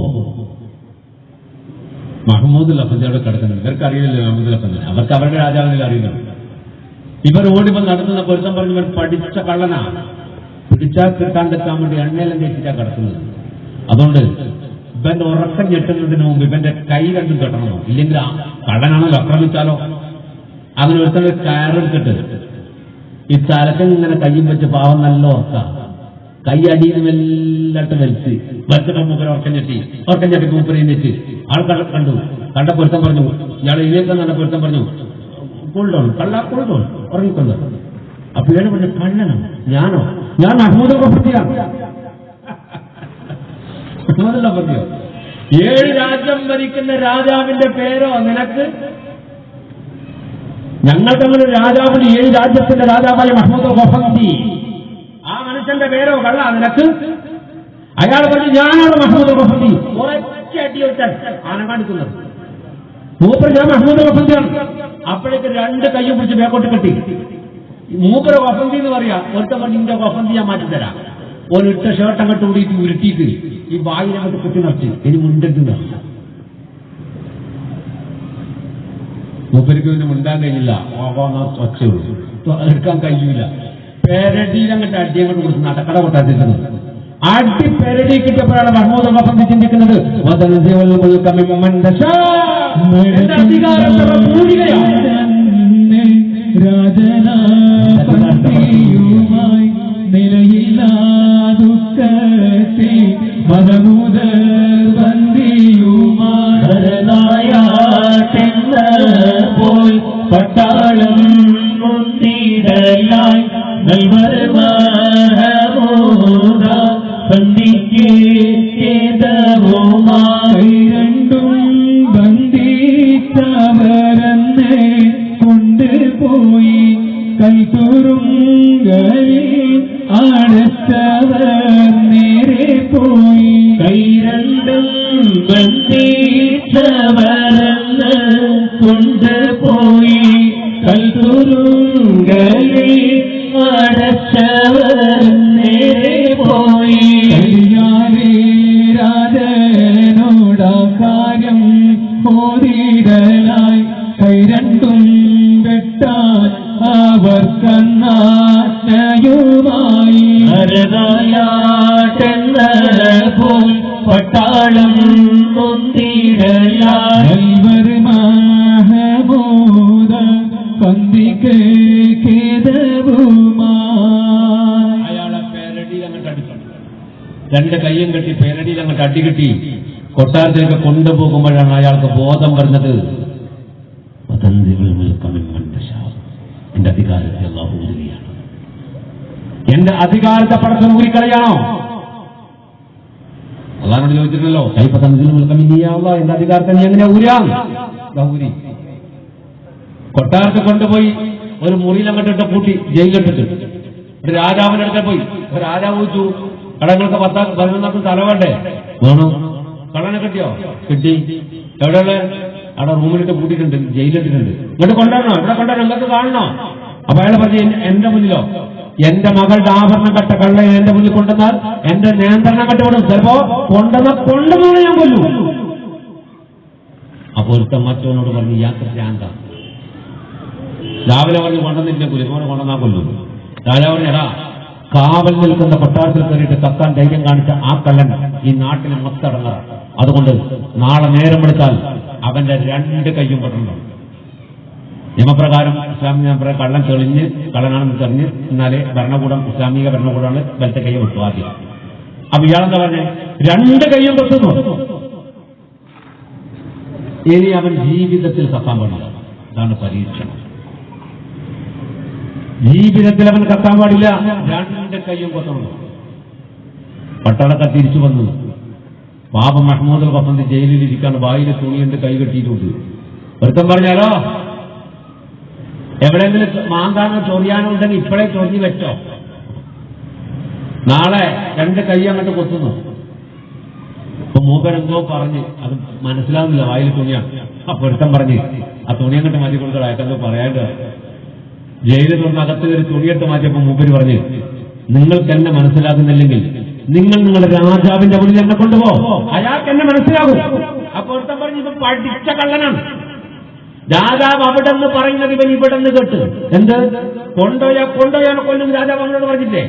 നമ്മൾ അങ്ങോട്ട് കൊണ്ടുപോയിട്ട് നമ്മളെ കൊല്ലിക്കേണ്ട പരിപാടിയാണ്. കള്ളാ നേരം വെളുക്കട്ടില്ല, 2 കൈ ശരിയാക്കി തരാം. ഒരു ദിവസം രാത്രി മുഴുവൻ മഹ്മൂദ് വസന്ത് ജയിലിൽ.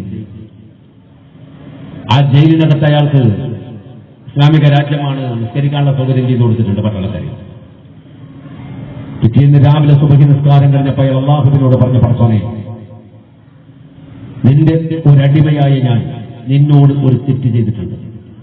നിന്റെ ശക്തിയെ, നിന്റെ കഴിവിനെ, നിന്റെ കുതിരത്തിനെ ഞാൻ ചോദ്യം ചെയ്തിട്ടുണ്ട്. അല്ലാഹുവേ, നീ എല്ലാത്തിനും കഴിവുള്ളവനാണെന്ന് എനിക്ക് നന്നായിട്ട് അറിയാം. ഞാൻ ആ ചോദ്യം ചെയ്തത് എന്റെ ഭാഗത്ത് വന്ന അപാകതയാണ്, തെറ്റാണ്.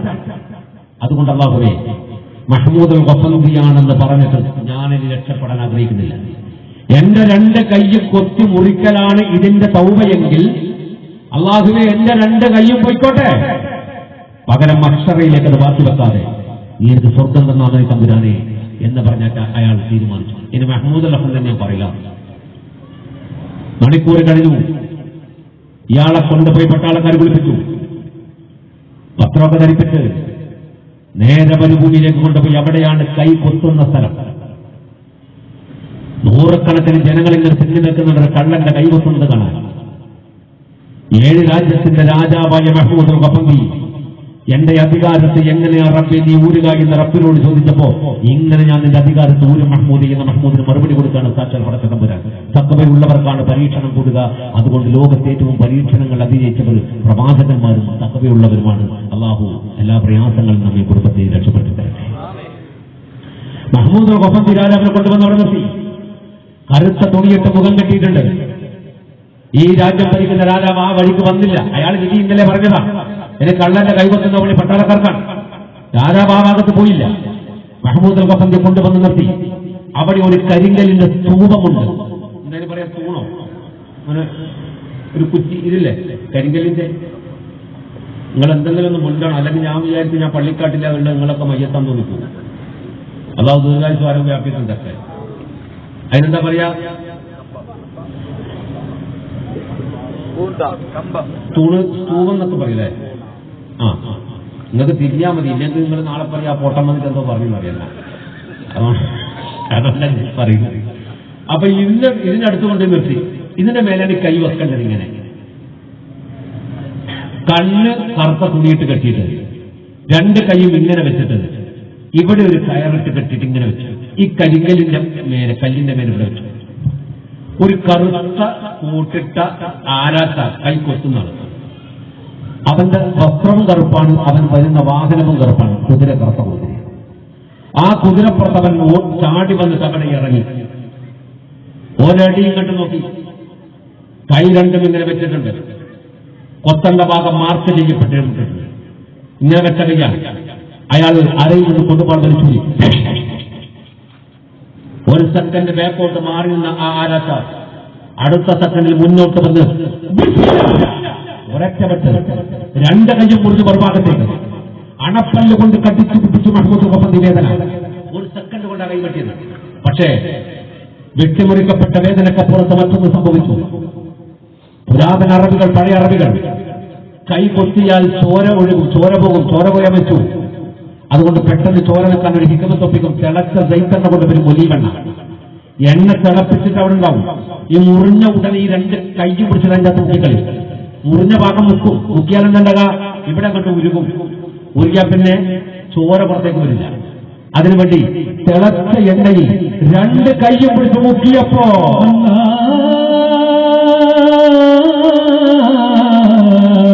മഹ്മൂദ് കപ്പത്തി പടച്ചോടെ വിളിച്ച് പറഞ്ഞുപോയി, നീ എന്റെ അധികാരത്ത് ഊരുക മാത്രം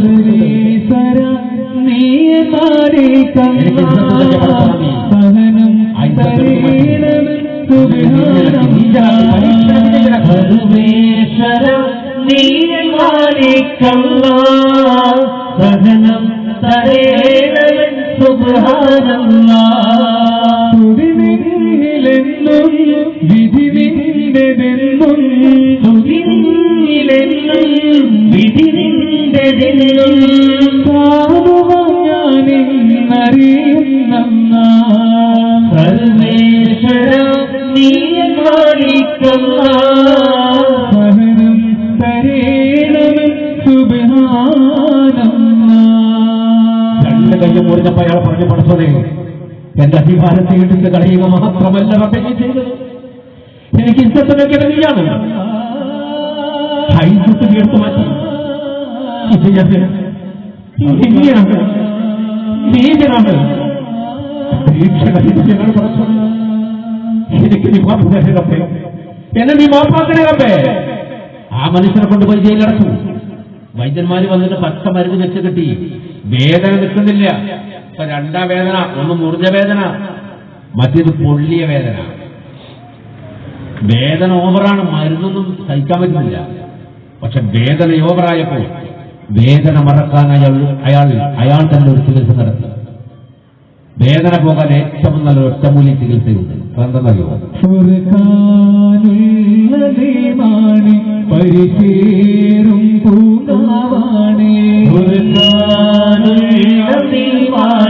പരിചേരും പൂങ്കാവാണ്, പവിത്രത്തിലങ്ങുന്ന താരാപരമാണ്, പെരിയോന്റെ കലാമാണ് ഖുർആൻ, പെരിയോന്റെ കലാമാണ്, പെരിയോന്റെ കലാമാണ് ഖുർആൻ, പെരിയോന്റെ കലാമാണ്. ഖുർആൻ പരിചേരും പൂങ്കാവാണ്, പവിത്രത്തിലങ്ങുന്ന താരാപരമാണ്, പെരിയോന്റെ കലാമാണ് ഖുർആൻ, പെരിയോന്റെ കലാമാണ്, പെരിയോന്റെ കലാമാണ് ഖുർആൻ, പെരിയോന്റെ കലാമാണ്. ഏത് വേദനയും മറക്കാൻ ഏറ്റവും നല്ലത് അല്ലാഹുവിന്റെ സ്മരണയിലേക്ക് പോകാം. അല്ലാഹുവിന്റെ സ്മരണയിലേക്ക് പോയി കഴിഞ്ഞാൽ ദുനിയാവിന്റെ കാര്യങ്ങൾ മനസ്സിൽ പോകും, അവ വേദന ഉണ്ടാകും. പക്ഷെ അത്രമേൽ അല്ലാഹുമായിട്ട് അടുക്കാൻ കഴിയണം, അത്രമേൽ പടച്ചറബുമായിട്ട് അടുക്കാൻ കഴിയണം. അങ്ങനെയുള്ളവർക്ക് എന്ത് ചെയ്യാൻ പറ്റൂ? ദുനിയാവിനെ പറഞ്ഞിട്ട് അല്ലാഹുവിലേക്ക് ലയിക്കാൻ പറ്റും. ആ ലയനമാണ് ഏറ്റവും വലിയ സന്തോഷം. ഏറ്റവും വലിയ സന്തോഷം അല്ലാഹുവിൽ ലയിക്കലാണ്. അല്ലാഹുവിലേക്ക് ലയിച്ചാണ് ചെയ്യുക. അല്ലാഹു നമുക്കൊക്കെ തൗഫീക്ക് തരട്ടെ, പടച്ചറബ് നമുക്ക് തൗഫീക്ക് തരട്ടെ. വല്ലാത്തൊരവസ്ഥ വരും, വല്ലാത്തൊരവസ്ഥ. അല്ലാഹു 17-18 രാജ്യങ്ങളോളം വെട്ടിപ്പിടിച്ച് അധികാരത്തിലേറിയ മഹാനായ ഇബ്രാഹിം നബി റളിയല്ലാഹു അൻഹു എല്ലാം വിട്ടെറിഞ്ഞിട്ട് അല്ലാഹുവിലേക്ക് ലയിച്ച ഒരു ലയനമുണ്ട്. ആ ലയനം മനോഹരമാണ്. ഏകാന്തവാസികളുടെ നേതാവ് എന്നറിയപ്പെടുന്ന ഇബ്രാഹിം നബി റളിയല്ലാഹു അൻഹു, അല്ലാഹു മഹാന്റെ ബർക്കത്ത് നമുക്ക് തരട്ടെ. ഒമാനിലെ സൂർ പട്ടണത്തിൽ, ഒമാനിലെ സൂറിൽ എന്ന് പറഞ്ഞ വലിയ ടൗണാണ് ഒമാനിൽ. ആ ടൗണിന്റെ മറുഭാഗത്തൊരു പുഴയുണ്ട്, ഒരു ചെറിയ പുഴ.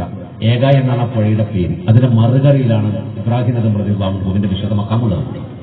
മഖാം എന്ന് പറഞ്ഞാൽ വലിയ പ്രൗഢമായ ഒരു മഖാമൊന്നല്ല.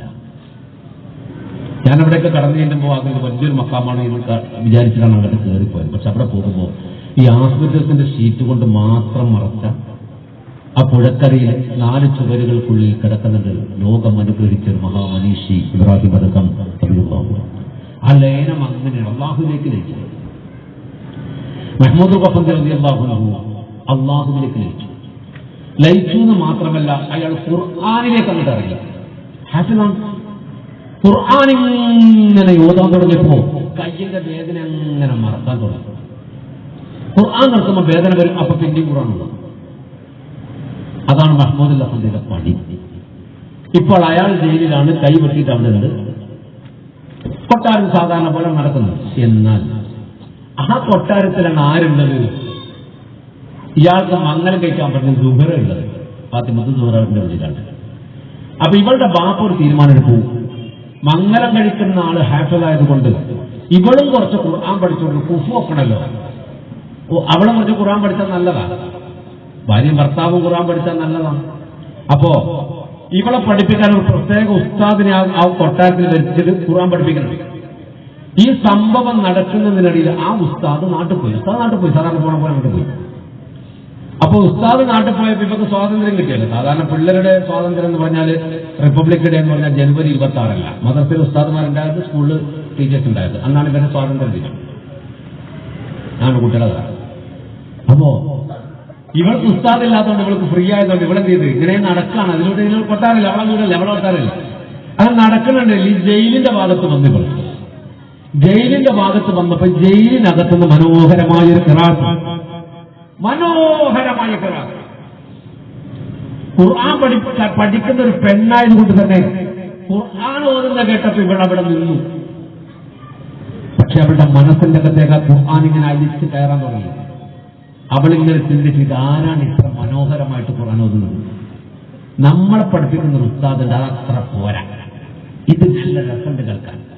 ഇയാളെ ഉസ്താദായിട്ട് കിട്ടിയാൽ സൂപ്പറാവും എന്ന് ഇവൾ കണക്കൂട്ടി. 1-2 ദിവസം ഇയാള് ഇവള് വെറുതെ പോയിട്ട് ഖിറാഅത്ത് ഇങ്ങനെ കേൾക്കും. 3 ദിവസം കഴിഞ്ഞ ഇവള് ഉപ്പാന്റെ അടുത്ത് പോയി. ഉപ്പാന്റെ അടുത്ത് പോയി പറഞ്ഞു, ബാപ്പാ എനിക്കൊരാഗ്രഹമുണ്ട്. എന്താ? എനിക്ക് ഖുർആൻ പഠിക്കണം.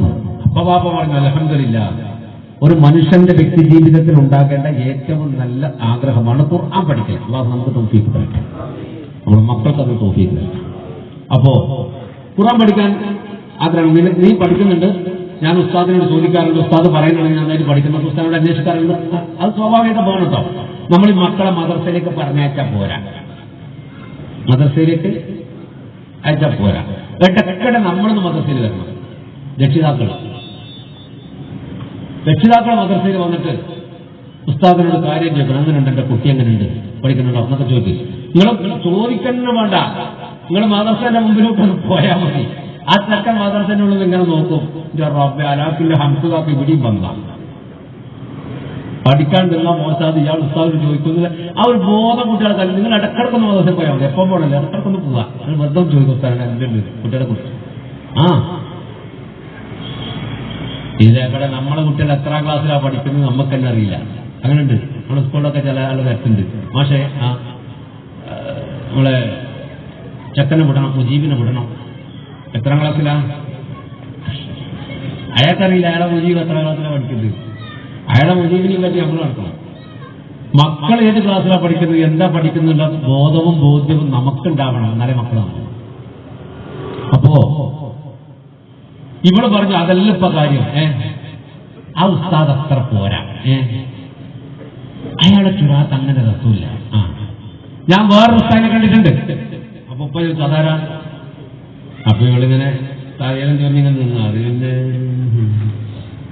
ഒരു മടിയുണ്ടാവും ഇങ്ങനെ ഇങ്ങനെ ചൊല്ലിട്ടില്ലേ നമ്മള് എന്താ ഉണ്ട്. ആ മുമ്പോട്ട് 2 വീലറിന്റെ ചാവി കീ എടുത്തിട്ട് ചെവിയിലിട്ടിട്ട് ഇങ്ങനെ തിരിച്ച്. അപ്പം വേറെ പറഞ്ഞ് നല്ലോണം തിരിക്കണ്ട, സ്റ്റാർട്ടായാൽ നീ ഓഫാവില്ലെന്ന് പറഞ്ഞു. അതുപോലെ ഇവളിങ്ങനെ നിന്നിട്ട് പറഞ്ഞ് ബാപ്പാ ഞാൻ വേറെ ഉസ്താദിനെ കണ്ടിട്ടുണ്ട്. വേറെ ഉസ്താദല്ല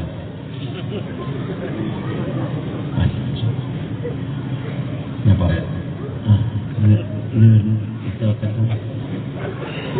അത് ഞാൻ ചോദിച്ചാൽ കാരണം എന്താ അറിയോ, ഞാൻ ഒരു സ്ഥലത്ത് പരിപാടിക്ക് പോയപ്പോൾ ഞാൻ ചോദിച്ചു ബക്കറ്റില്ലേ, സംഘാടകയിൽപ്പെട്ട ചെക്കൻ പറഞ്ഞുകൊണ്ട് ഉസ്താദ് ഇപ്പം എടുത്തോണ്ട് തരാം. ആ ചെക്കൻ പള്ളിയിലെ കപ്പൂസിൽ ബക്കറ്റ് എടുത്തോണ്ട് വന്നു മുതൽ ഞാൻ ഇത് വന്നാൽ നോക്കും ഇതേർന്ന് വേണ്ടെന്നാണ്. ഇത് കാരണം തന്നെയല്ലേ.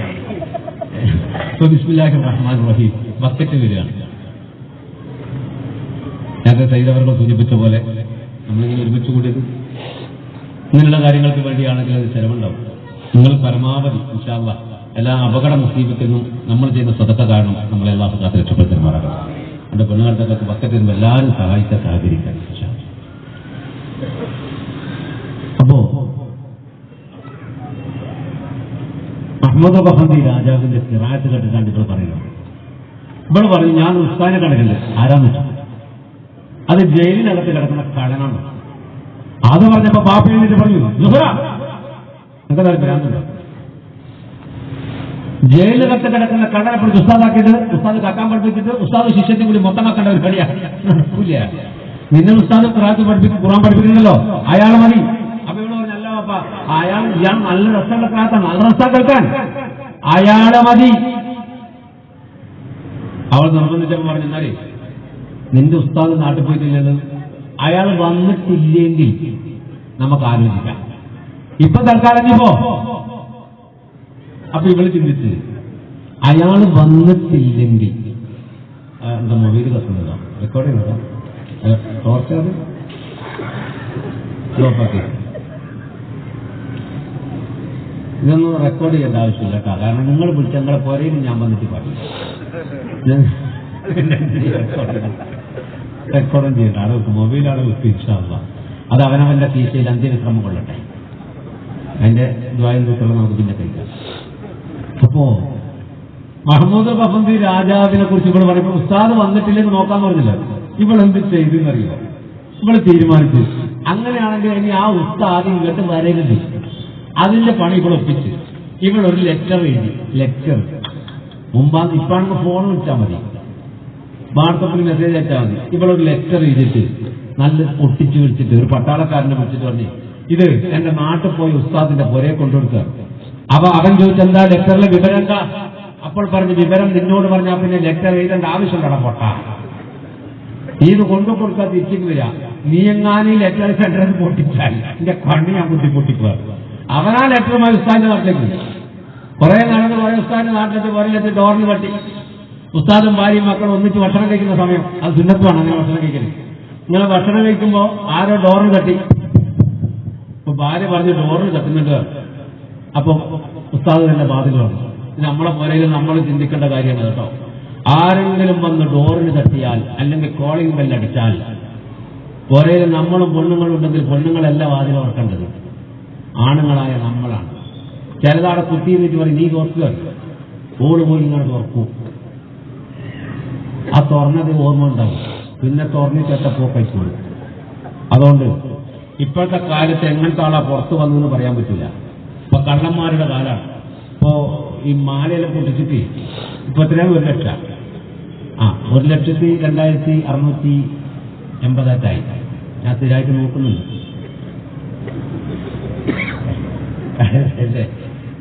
അപ്പൊ പൊട്ടിച്ചു കൊണ്ടുപോയി. ഇപ്പൊ 2 മാസം മുമ്പ് കണ്ണൂരിന് ഒരുത്തനൊരു പെണ്ണുങ്ങളെ ചെയിന് പൊട്ടിച്ചിട്ട് ഉംറക്ക് പോയി.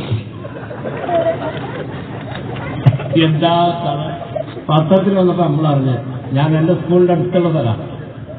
ചെയിന് പൊട്ടിച്ചിട്ട് അത് വിറ്റിട്ട് ഉംറക്ക് പോയി. ഒരാളിന് വേറെണ്ടാവും, പക്ഷെ വന്നപാട് അവനെ പിടിച്ചു പോയിട്ട് വന്ന് ഇറങ്ങേണ്ട താമസം എയർപോർട്ടിൽ തന്നെ പിടിച്ചു. ഇപ്പൊ ജയിലിലല്ലേ.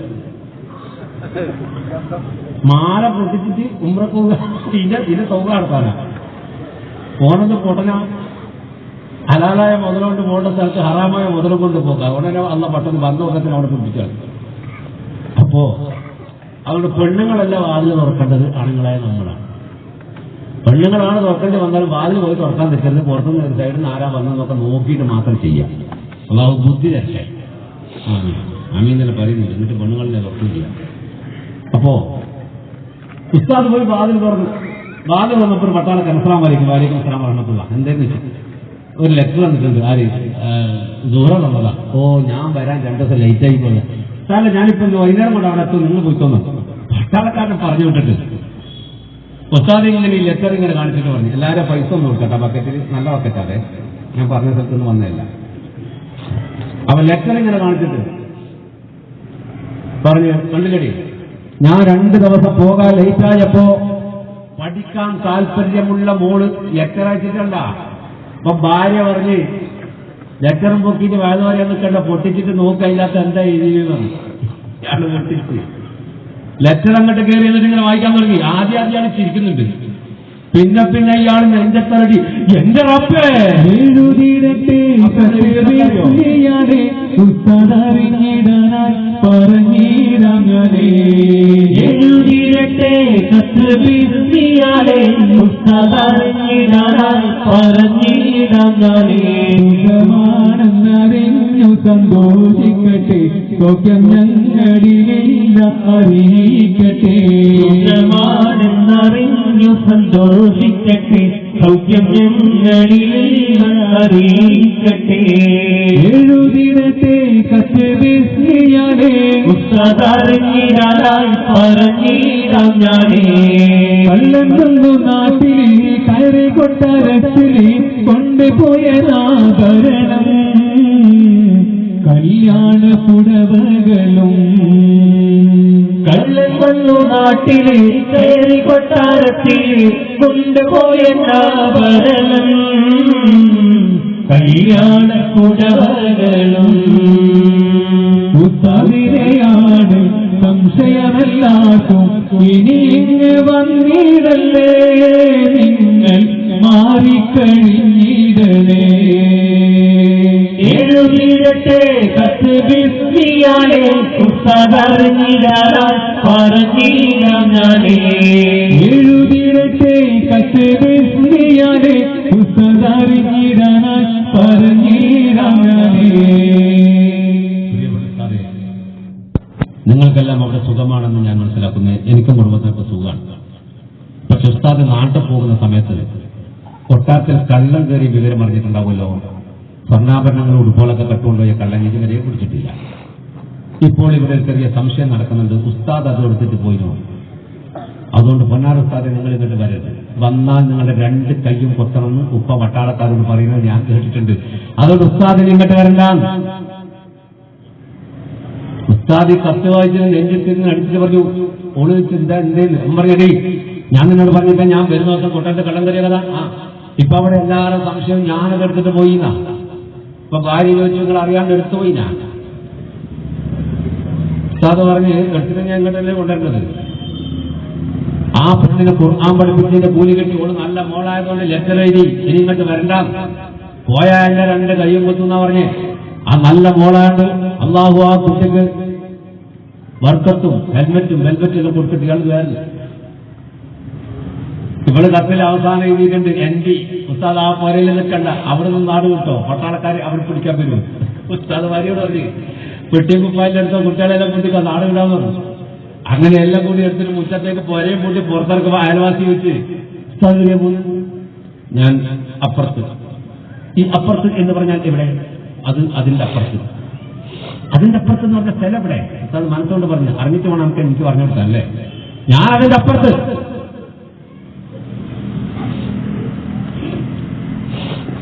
ഉസ്താദ് മുങ്ങി 2 ദിവസം കഴിഞ്ഞിട്ട് കൊട്ടാരത്തിൽ ഉസ്താദില്ല. ഇവളുപ്പാന്റെ അടുത്ത് വന്നിട്ട് പറഞ്ഞു, ബാപ്പ എനിക്ക് ഖുർആൻ പഠിക്കാൻ മുട്ടിയിട്ട് നിൽക്കാൻ കഴിഞ്ഞില്ല. അപ്പൊ ബാപ്പ ചോദിച്ചു, രാജാവ് ചോദിച്ചു ആ ഉസ്താദ് നാട്ടിൽ പോയിട്ട് വന്നിട്ടില്ലേ? അവള് പറഞ്ഞില്ല, അയാൾ അങ്ങനെ തന്നെ പോയ കേട്ടൊന്നുമില്ല, അങ്ങനെ എന്തെല്ലോ കഥയെന്ന് മനസ്സുകൊണ്ട് പറഞ്ഞു. അപ്പൊ ആവോ ഇൻഷാല്ലാഹ് വരില്ല.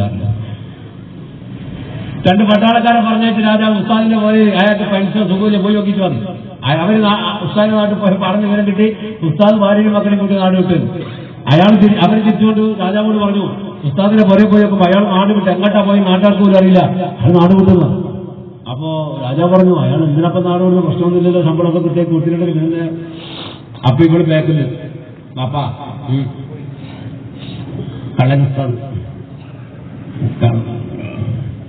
അപ്പൊ ബാപ്പ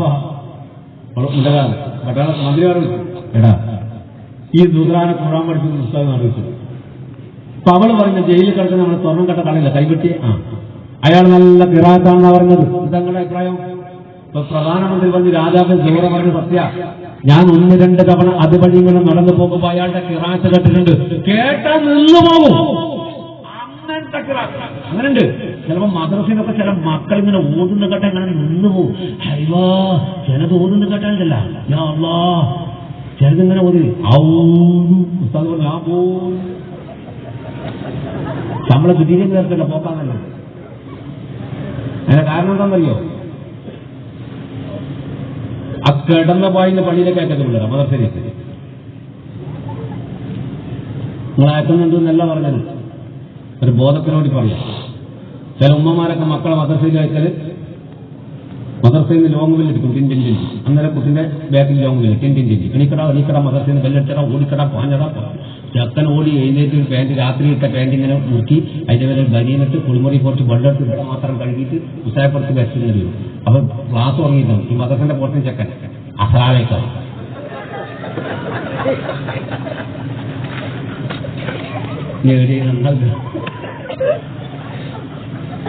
എവിടെയും നന്നാകുക രാവിലെ എഴുന്നേൽപ്പിച്ചിട്ട് കുളിപ്പിക്കുക കുട്ടികളെ. തണുപ്പാണെങ്കിൽ കുറച്ച് ചൂടുവെള്ളം വെച്ച് കുട്ടികളെ കുളിപ്പിക്കുക.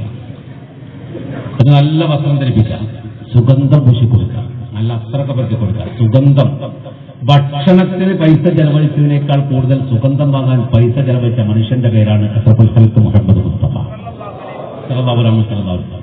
ഈ സുഗന്ധത്തിന് പ്രത്യേകതയുണ്ട്. ബുദ്ധി കൂടുന്നുണ്ട്. ബുദ്ധി കൂടും സുഗന്ധം ഉപയോഗിച്ചാൽ. അത്ര വേട്ടാൽ ബുദ്ധി കൂടും. അതാണ് സുഗന്ധം ഉപയോഗിച്ചാൽ. അതൊക്കെ പുരട്ടിയിട്ട് മദർസയിലേക്ക് പറഞ്ഞേക്കാം. ആ കുട്ടിക്ക് ഖുർആൻ പരിശുദ്ധമായ ശരീരവും പരിശുദ്ധമായ മനസ്സും ഉണ്ടെങ്കിലേ വിശുദ്ധമായ ഖുർആൻ ഉള്ളിലേക്ക് തോന്നും. അതുകൊണ്ട് നമ്മൾ ഖുർആൻ ഓതാണ്ടിരിക്കുമ്പോൾ നമ്മൾ ആദ്യം ശരീരം ശുദ്ധിയാക്കുക, മക്കളെ ശരീരം ശുദ്ധിയാക്കുക, അവരൊന്ന് കുളിപ്പിക്കുക, നല്ല നല്ല അത്രയൊക്കെ പുരട്ടിയിട്ട് മദർസയിലേക്ക് പറഞ്ഞേക്കും. എത്ര രസമുണ്ടെന്ന് പറയും. ആ മദർസേനെ ഭയങ്കര നേരം കഴിക്കും, നല്ല മണം ഉണ്ടാവും. ഇത് ഞാൻ പറഞ്ഞ പോലത്തെ പോലെ ഉണ്ടല്ല. അതിനാദ്യം ഉമ്മയും ബാപ്പിയും എണീക്കണം. സ്വബീക്ക് അസ്സലാത്തു ഖൈറും മിനൻ നൗം പള്ളിയിൽ അതിനേക്കാൾ സുഖമുണ്ട് എന്ന് പറയുന്നു. കൈ രണ്ട് ഉള്ളിൽ വെച്ചിട്ട് പൂട്ടിയിട്ടാണ് കിടക്കുക. എന്ത് സോബി ഇപ്പോഴൊന്നും സോബി സ്കെച്ചില്ല. പിന്നെ എപ്പോഴാണ് സ്കെച്ചിക്കുക? നേരത്തെ ഉസ്താദ് പറഞ്ഞ പോലെ 5:30 മണിക്കാണ് ഉസ്താദ് 5:40 നമ്മളവിടെ അടുത്ത സമയം അല്പം വ്യത്യാസം ഉണ്ടാകും. ഇപ്പൊ സോബി സ്കെച്ചില്ല. പിന്നെ എപ്പം നിസ്കരിക്കാനാണ്. അതുകൊണ്ട് പ്രഭാതത്തിൽ എഴുന്നേൽക്കാൻ, പ്രഭാതത്തിലാണ് അല്ലാഹു ബർക്കത്ത് നൽകിയിരുന്ന പരിശുദ്ധ റസൂൽ. റസൂൽ നിസ്കരിച്ചിട്ട് ഇങ്ങനെ ഇരിക്കുമ്പോ തൊട്ടടുത്തിരുന്നിട്ട് ഇങ്ങനെ ഉറക്കം തൂങ്ങിയ 2-3 വയസ്സ് പ്രായമുള്ളൊരു പൊന്നുമോളുണ്ട്. ഇങ്ങനെ ഉപ്പാന്റെ ശരീരത്തിലേക്ക് തലയിങ്ങനെ വെച്ചിട്ട് ഇങ്ങനെ ഉറക്കം തൂങ്ങുമ്പോൾ തട്ടി വിളിക്കും, മോളെ ഫാത്തിമ ഉറങ്ങല്ല മോളെ, പ്രഭാതത്തിൽ അല്ലാഹു ബർക്കത്ത് നൽകിയിട്ടുണ്ട്, അതുകൊണ്ട് സൂര്യൻ ഉദിക്കുന്നതിന് ഉറങ്ങല്ല മോളെ എന്ന് പറഞ്ഞിട്ട് തട്ടി വിളിച്ച് എഴുന്നേൽപ്പിക്കും അത്രേ സ്വന്തം മകളെ അഷ്റഫുൽ ഖൽഖ് മുഹമ്മദ് മുസ്തഫ. അതുകൊണ്ട് അവനവന്റെ ഒരൊറ്റ മക്കളെയും സ്വബിക്ക് പൊരുക്കണമെന്ന് ഉറങ്ങാൻ പറ്റില്ല. ഒന്നിനും ഉറങ്ങാൻ പറ്റില്ല. ബാപ്പ ഭ്രാന്തനാന്ന് വിചാരിച്ചാൽ തട്ടുകയില്ല. സ്വബിക്ക് ഉറങ്ങാൻ പറ്റില്ല. തട്ട വിളിക്കുക, എണീപ്പിക്കുക, നിസ്കരിച്ചിട്ട് വലിയ ഉറങ്ങുക. നമ്മൾ വിചാരിക്കും എന്തറിയോ, കുട്ടികളല്ലേ കുറച്ച് ഉറങ്ങിക്കോട്ടെ. ഞങ്ങൾക്കൊരു കഥ വെക്കണം. ദുനിയാവിന് നമ്മളെ വഴിപിഴപ്പിക്കാനാണ് ഇബ്ലീസ്. മൈസറയിൽ ഇബ്ലീസിന് ഒരു റോളുമില്ല. നമ്മളെപ്പോലെ പേടിച്ച് നിൽക്കുക ഇബ്ലീസ് നരം കിട്ടി വിചാരിച്ചിട്ട്. മൈസറയിൽ നമ്മളെ പിഴപ്പിക്കാൻ ആർക്കേ പറ്റൂ? കുറച്ച് ഉറങ്ങിക്കൊണ്ട് വിചാരിച്ച മക്കൾക്ക് കിട്ടി. ആ മക്കളാണ് മൈസറയിൽ നമ്മളെ നശിപ്പിക്കുക, ഇബ്ലീസ് അല്ല. ഇബ്ലീസിന് മൈസറയിൽ ഒരു റോളുമില്ല. മൈസറയിൽ നമ്മളെ നശിപ്പിക്കാൻ നമ്മ എന്തോ അള്ളാഹുവിന്റെ വാഴ മുതലുകൊണ്ട് നമ്മൾ സ്വർഗത്തിലേക്ക് അള്ളാഹ് കയറ്റി വിടുമ്പോൾ മക്കൾ കളിയും. ഇവിടല്ല ഉപ്പാനെ വിടല്ല, ഉമ്മാനെ വിടല്ല, അവിടെ നിർത്തി പടച്ചോനെ. ഞാൻ സ്വബിക്ക് കിടന്നു പോയി ആ ചങ്ങായിമാരൊക്കെ വിളിച്ചിട്ടില്ല. ഞാൻ രാത്രി കളിക്കാൻ പോയിട്ട് അട്ടപ്പാതിനൊക്കെ വന്നേ ഇത് സ്വബിക്കാൻ കിടന്നുള്ളി വിളിച്ചില്ല വളർത്തോണെ വിളിച്ചിരിക്കാണ്ട് ഞാൻ നടന്നപ്പോ പോയി പള്ളിയിൽ കിടന്നായിരുന്നു. എന്റെ ബാപ്പ എന്നോട് പറഞ്ഞില്ല. നോമ്പോക്കാണ്ട് വെള്ളം കുടിച്ചു നടന്നപ്പോ നോമ്പ് നോക്കുമാറിയെന്ന് എന്റെ ബാപ്പ പറഞ്ഞില്ല. കുറെ പോയപ്പോ ആരും കാണാണ്ട് റമദാൻ മാസം ചായ തന്നത് എന്റെ ഉമ്മയാ.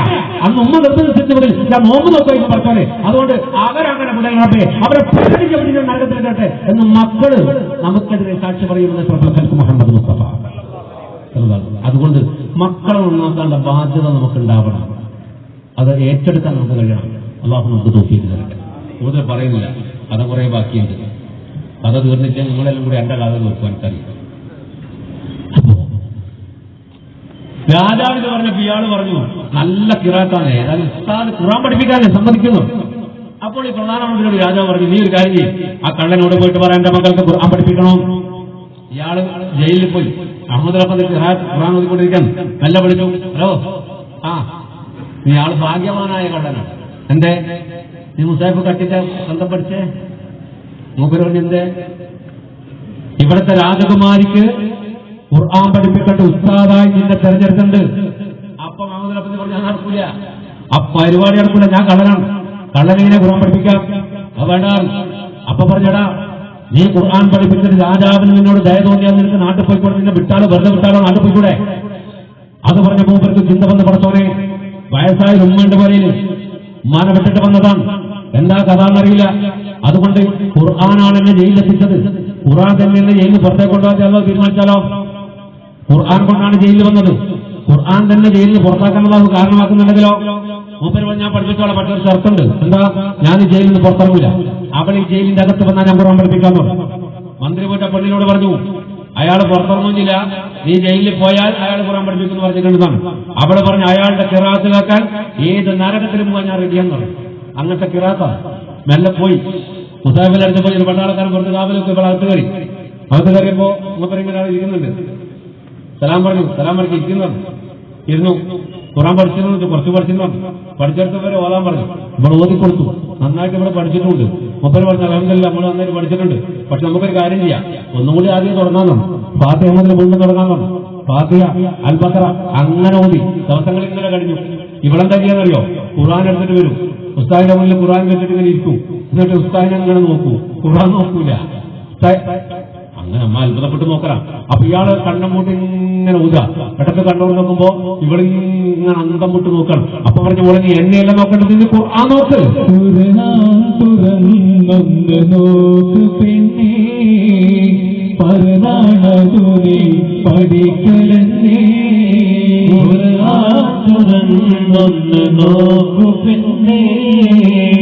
പരനാടൂരി പഠിക്കലേ. ഹർഫുകളൊന്നിനൊന്ന് സാക്ഷി പറഞ്ഞിടുന്ന, ഹർഫുകളൊന്നിനൊന്ന് സാക്ഷി പറഞ്ഞിടുന്ന പ്രതിഫലം മുഴുവനും നിനക്കു തന്നെ, പ്രതിഫലം മുഴുവനും നിനക്കു തന്നെ. ഖുർആൻ തുറന്നൊന്ന് നോക്ക് പിന്നെ പരനാടൂരി പഠിക്കലേ. മോളെ മുസാഫ് നോക്ക്, നോക്കിയാലും പോയി വേറെയും കിട്ടുന്ന അങ്ങനെ പഠിപ്പിച്ച് സൂറത്ത് ആലിമ്രാനെ ഒരു ദിവസം ആലിമ്രാൻ സൂറത്ത് ഓതുന്നത്. സൂറത്ത് ആലിമ്രാനാണ് ഇയാളുടെ വഴുത്തിലുണ്ടാക്കിയ സൂറത്ത്. 26-ാമത്തെ ആയത്ത്. ഇയാൾ 25 ആയത്ത് അവിടെ പഠിപ്പിച്ചു. 26-ാമത്തെ ആയത്തിലേക്ക് എത്തിയപ്പോൾ ഇയാൾക്ക് ഓതാൻ കഴിയില്ല. ഇയാൾ അവളോട് പറഞ്ഞു ഇൻഷാ അല്ലാഹ് പറഞ്ഞ് നാളെ എടുക്കാന്ന്. പക്ഷേ സൂറത്ത് ആലിമ്രാനിലേക്ക് കടന്നപ്പോൾ തന്നെ ഇയാളുടെ ശാരീരികമായ അവസ്ഥ മൊത്തം മാറിയിട്ടുണ്ട്. അതിപ്പോഴും നന്നായിട്ട് മനസ്സിലാക്കിയിട്ടുണ്ട്. 2-ാം ദിവസം വന്നിരുന്നു. അയാൾ എല്ലാം ഒന്ന് മുറുകിപ്പിടിച്ചു. എന്നിട്ട് അയാൾ പെണ്ണിനോട് പറഞ്ഞു ഖുർആൻ നോക്ക്. അഊദു ബില്ലാഹി മിനശ് ശൈത്വാനിർ റജീം. ബിസ്മില്ലാഹിർ റഹ്മാനിർ റഹീം.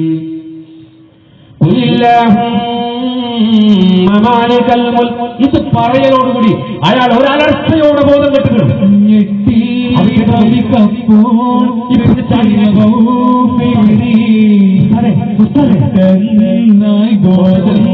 ജസരും ചിരി കണ്ടു ഇത് രാജകുമാരി നീറി കൊല്ലും ഗതയാലെ വീഴിച്ചവളും വീതി നയനങ്ങളടഞ്ഞേ ജസരാകെ വിറയ്ക്കുന്നേ നയനങ്ങളടഞ്ഞേ ജസരാകെ വിറയ്ക്കുന്നേ നെല്ല് നെല്ല് കൺപീലി പൊന്തിരാജനം ചൊല്ലി മെല്ലെ മെല്ലെ കൺപീലി പൊന്തിരാജനം ചൊല്ലി കണ്ടു ഇത് രാജകുമാരി നേരി കൊല്ലും ജതയാലെ വീഴിച്ചവളും ഭീതി اللهم مالك الملك تؤتي الملك من تشاء وتنزع الملك ممن تشاء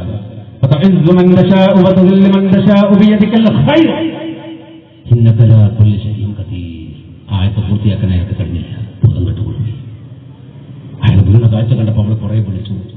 ഉസ്താദ് അനങ്ങുന്നില്ലെന്ന് കണ്ടപ്പോൾ പുറത്തേക്കൂടി ഒരു മൺപാത്രത്തിൽ മണ്ണിന്റെ പാത്രത്തിൽ തണുത്ത വെള്ളം വെച്ചിട്ടുണ്ട്. അതും എടുത്തിട്ട് അവൾ തിരിച്ചോടി ഉസ്താദിന് വെള്ളം കൊടുത്ത് വിളിക്കാൻ. അപ്പൊ ഇവൾ ഓടുന്നതും വെള്ളം എടുത്തിട്ട് ഇങ്ങോട്ട് ഓടുന്നൊക്കെ ഇവൾ പാപ്പാണ്. ഇയാൾ മേഘ തന്നെ വന്നു. ഇവളെന്താ ചെയ്ത് നോക്കാം. ഉസ്താദ് വീണെടുക്കുന്ന ഇവൾ വെള്ളം കൊണ്ട് എത്തുമ്പോ വെള്ളം കൊണ്ട് ഇങ്ങനെ എത്തുന്നുള്ളൂ.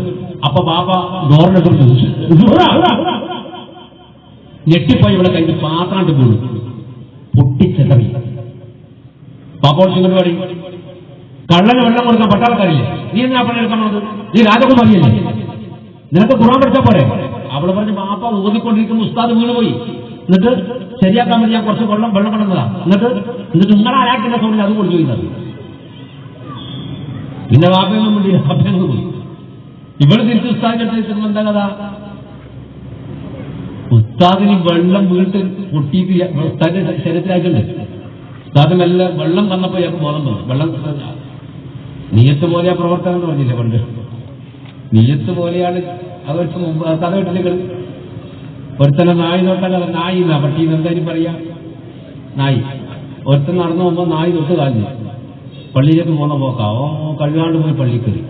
എന്നിട്ട് പള്ളിന്റെ പുറത്തെ വാതിലിന്റെ അടുത്ത് ഈ നായി തൊട്ട കാല് പുറത്തേക്കാക്കി തെറ്റി അള്ളാഹു നോക്കാൻ. വേറെ തന്നെ കണ്ടിട്ടുണ്ട്. നിസ്കാരം പോയി ചോദിച്ചാൽ എല്ലാവർക്കും ഇന്ത്യ കാലിനട നായി തൊട്ട് കഴുകണ്ടല്ലോ പള്ളിക്ക് നിസ്കരിച്ചാൽ ശരിയാവോ? ഓൻ പറഞ്ഞ് ഇന്നമല്ലാമാര് പിന്നെ നീയത്ത് പോലെ പ്രവർത്തനം. നിസ്കാരം ചെയ്യുന്നവരെ ഈ കാലി എന്റെ അല്ലാന്ന് ഞാൻ ആദ്യം തന്നെ നീയത്തിച്ചു. ഓനോട് എന്ത് പറയും? ഓനോട് എന്തോ ഉത്തരവാദി. അതുപോലെ ഇവിടെ നീയത്തെന്താ? ഉസ്താദിന്റെ ശരീരത്തിൽ വെള്ളാക്കണം. അതായിട്ട് ഉസ്താദിനെ എഴുന്നേറ്റിരിക്കാണ്. ഇവിടെ പാവം നല്ല മുളാണെന്ന് പറ. വേഗം ഒരു തുണിയെടുത്ത് കൊണ്ടുവന്നു ഇതൊക്കെ തുടച്ച് വൃത്തിയാക്കി മറ്റൊന്നെടുത്തോണ്ട് ഉസ്താദിന്റെ തലയിലെടുത്താൽ തലൊക്കെ വെള്ള അതൊക്കെ അവിടെ തുടച്ചു കൊടുത്ത്. ഉസ്താദിന് കയ്യില്ലല്ലോ. ഉസ്താദിനോട് കുറച്ച് നീങ്ങിയിരിക്കാൻ പറ്റും. ഉസ്താദിനെ കുറച്ച് മാറ്റിയിരുത്തി അതൊക്കെ തുടച്ച് വൃത്തിയാക്കി എല്ലാം ശരിയാക്കി. എന്നിട്ട് ഉസ്താദിന്റെ അടുത്ത് വന്ന് ഇങ്ങനെ ഉസ്താദിനെ നോക്കിയിട്ട് വെച്ചു. ഉസ്താദേ ഞാൻ കഴിഞ്ഞിരിക്കട്ടെ. എന്തേ ഉസ്താദ് എന്തിനാ വീണേ? ഉസ്താദ് പറഞ്ഞു ബോധം കെട്ട് വീണതാ. എന്തിനാ ബോധം കെട്ടെ? ബോധം പഴയതാണ്, കെട്ടുപോയതാണ്. സത്യം പറ ഉസ്താദ്. ഉസ്താദ് ആരാ? ഇവിടെ ഞാനൊരു കള്ളനാണ്. അപ്പൊ ഇവിടെ പറഞ്ഞു കള്ളനല്ല. കള്ളൻ ഒരിക്കലും ഇങ്ങനെ ഖുർആൻ ഓതാൻ കഴിയില്ല. അതുകൊണ്ട് സത്യം പറ നിങ്ങളാരാ? അല്ല മോളെ ഞാനൊരു വല്ലാത്ത കള്ളനാണ്. ഞാനൊരു ഭയങ്കര കള്ളനാണ്. അതുകൊണ്ട് അങ്ങനെ പോയതാണ്. ഇവിടെ എങ്ങനെയും വിട്ടില്ല. ഇവളിങ്ങനെ തോണ്ടി തോണ്ടി തോണ്ടി ഈ പെണ്ണുങ്ങൾക്കൊരു സ്വഭാവമുണ്ട്. നമ്മൾ എന്ത് പറയില്ല എന്ന് പറഞ്ഞാലും പറഞ്ഞു.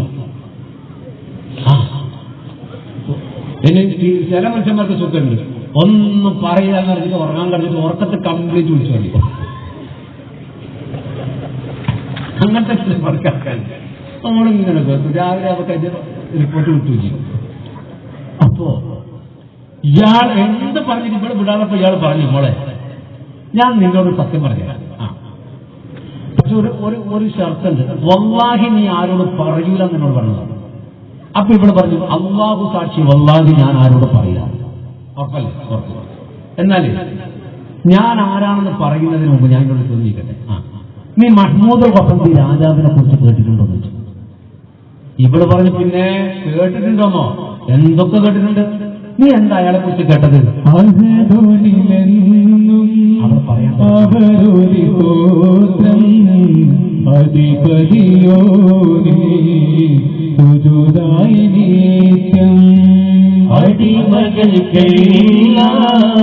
കണ്ണീരിന്റെ പാത്രം അവർ നീട്ടിടുന്നു അരുമയാൽ മാത്രം. വിശുദ്ധ കലാമിൽ പൊരുളുകൾ തേടി വിശുദ്ധ ഖുർആനും മനഃപാഠമായി. വിശുദ്ധ കലാമിൽ പൊരുളുകൾ തേടി വിശുദ്ധ ഖുർആനും മനഃപാഠമായി. വിനാശത്തിൻ മാർഗം അവക്കില്ല തീരെ വിനയത്തിൻ പാഠം തരുന്നവനീരെ. അർഹതോനിലെന്നും അവരോധി സ്തോത്രം അധിപതിയോരേ പുതുതായി നേറ്റം. അടിമകൾക്കെല്ലാം കനിവിന്റെ പാത്രം അവർ നീട്ടിടുന്നു അരുമയാൽ മാത്രം. മഹ്മൂദ് വസന്തിയെ കുറിച്ച് കേട്ടിട്ടുണ്ടോ എന്ന് വെച്ചാൽ ഇവിടെ പറയും, പിന്നെ ഒരുപാട് കേട്ടിട്ടുണ്ട്. നീ എന്താ കേട്ടതെന്ന് വെച്ചു? അയാള് സത്യസന്ധനാണ്, ആബിദാണ്, ഹാഫിദാണ്, ജനങ്ങൾക്ക് ഇഷ്ടമുള്ള രാജാവാണ്. പിന്നെന്താ കേട്ടെ? പിന്നെ 7 രാജ്യത്തിന്റെ രാജാവാണ്. എന്റെ ബാപ്പ പോലും അയാളുടെ കീഴിലുള്ള രാജാവാണ്. പിന്നെന്താ കേട്ടെ? പിന്നെ അയാള് നല്ല ഒരു മനുഷ്യനാണ്. പിന്നെന്താ കേട്ടെ? പിന്നെയും നല്ല മനുഷ്യനാണ്. പിന്നെയും നല്ല മനുഷ്യനാണ്. പിന്നൊരു കാര്യം കൂടി ഉണ്ട്. അതെന്താന്ന് വെച്ചാൽ ആ മഹ്മൂദ് വസന്തി രാജാവാണ് എന്നെ പിന്നെ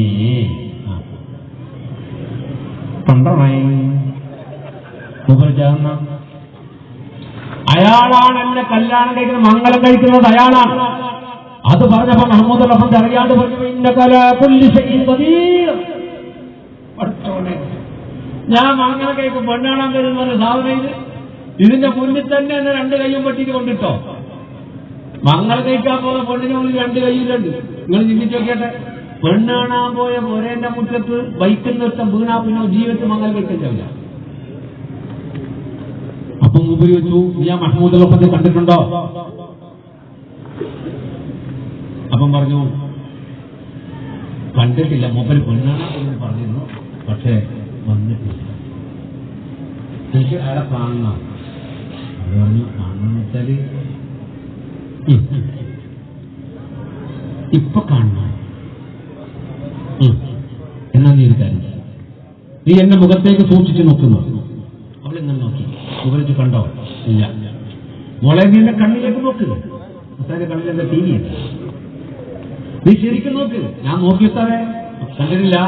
എന്നാ മോളെ സുഹറ, ഞാനാണ് മഹ്മൂദ് വസന്തിയാണ് രാജ്യങ്ങൾ ഭരിക്കുന്ന പാപിയാണ്. രാജന്റെ കുതിരത്തിൽ ഒരു സക്കാണ്. രാവും പകലിലും തുണയോനാണ്. ഞാനാണ് മഹ്മൂദ് വസന്തിയാണ് രാജ്യങ്ങൾ ഭരിക്കുന്ന പാപിയാണ്. മോളെ, നീ പറയുന്ന മഹ്മൂദ് വസന്തി രാജാവാണ്. അവൾ ഞെട്ടിപ്പോയി. അവൾ പറഞ്ഞ ഉസ്താദിന് ബോധക്കേടായപ്പോൾ ഇരാന്തോയ. അല്ല മോളെ, ഏതായത്തോടെപ്പോഴാണ് ഞാൻ വീട് നിനക്കറിയാലോ? സൂറത്ത് ആൽ ഇംറാൻ 26-ാമത്തെ ആയത്താണ്. എന്നെ പരിശുദ്ധ ഖുർആനിൻ സൂക്തമതോതി പതിവില്ലാതൊരു കൂലി അവിടമിലെത്തി. പരിശുദ്ധ ഖുർആനിൻ സൂക്തമതോതി പതിവില്ലാതൊരു കൂലി അവിടമിടത്തി നാടുകൾ കടന്നു ഞാനിവിടെ എത്തി നാരിയാടുകേറാൻ അരികിലെത്തി നാടുകൾ കടന്നു ഞാനിവിടെ എത്തി നാരിയാടുകേറാൻ അരികിലെത്തി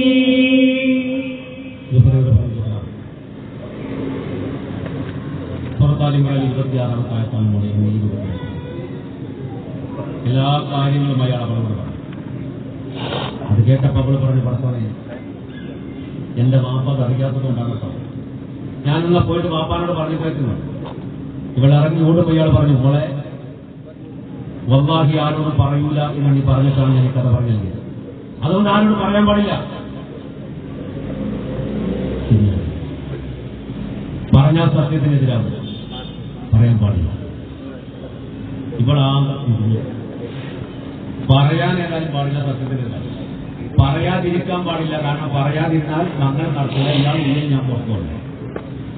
2-3 ദിവസം ഇവിടെ മനസ്സിൽ ഇതിങ്ങനെ വിട്ടു ഉരുട്ടിയിട്ട് അവസാനം ഒരു ദിവസം നമ്മൾ തീരുമാനിച്ചു വരുന്നിടത്ത് വെച്ച് കാണാം ഒരു പരിപാടിയെ പറ്റി. ഇവിടെ ആദ്യം ഇവിടെ ഉമ്മാന്റെ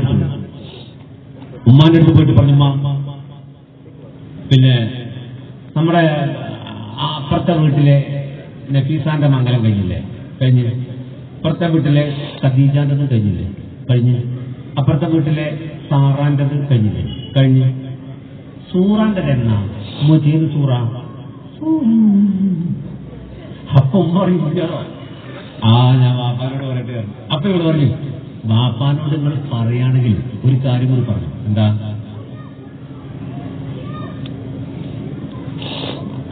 എന്താ?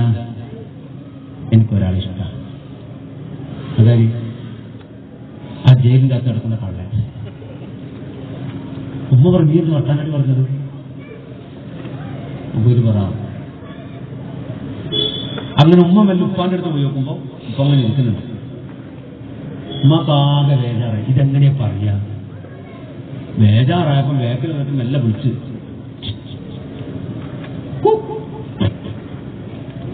ഭർത്താക്കന്മാരെ അങ്ങനെയാണ് പേര് വിളിക്കുക. പേര് വലിയ വിളിക്കൂല, അപ്പൊ കുറേന്ന് വിളിക്കൂല, അപ്പൊ കുറേന്ന് വിളിച്ചാൽ മോന്ത ഡബിൾ ടക്കറാവും. അതുകൊണ്ട് പേര് വലിയ വിളിക്കൂല. അങ്ങനെ എന്താ ഒച്ച ഉണ്ടാക്കല. ഇവിടെ എന്താ വിളിക്കല്? ഇച്ചന്നാ.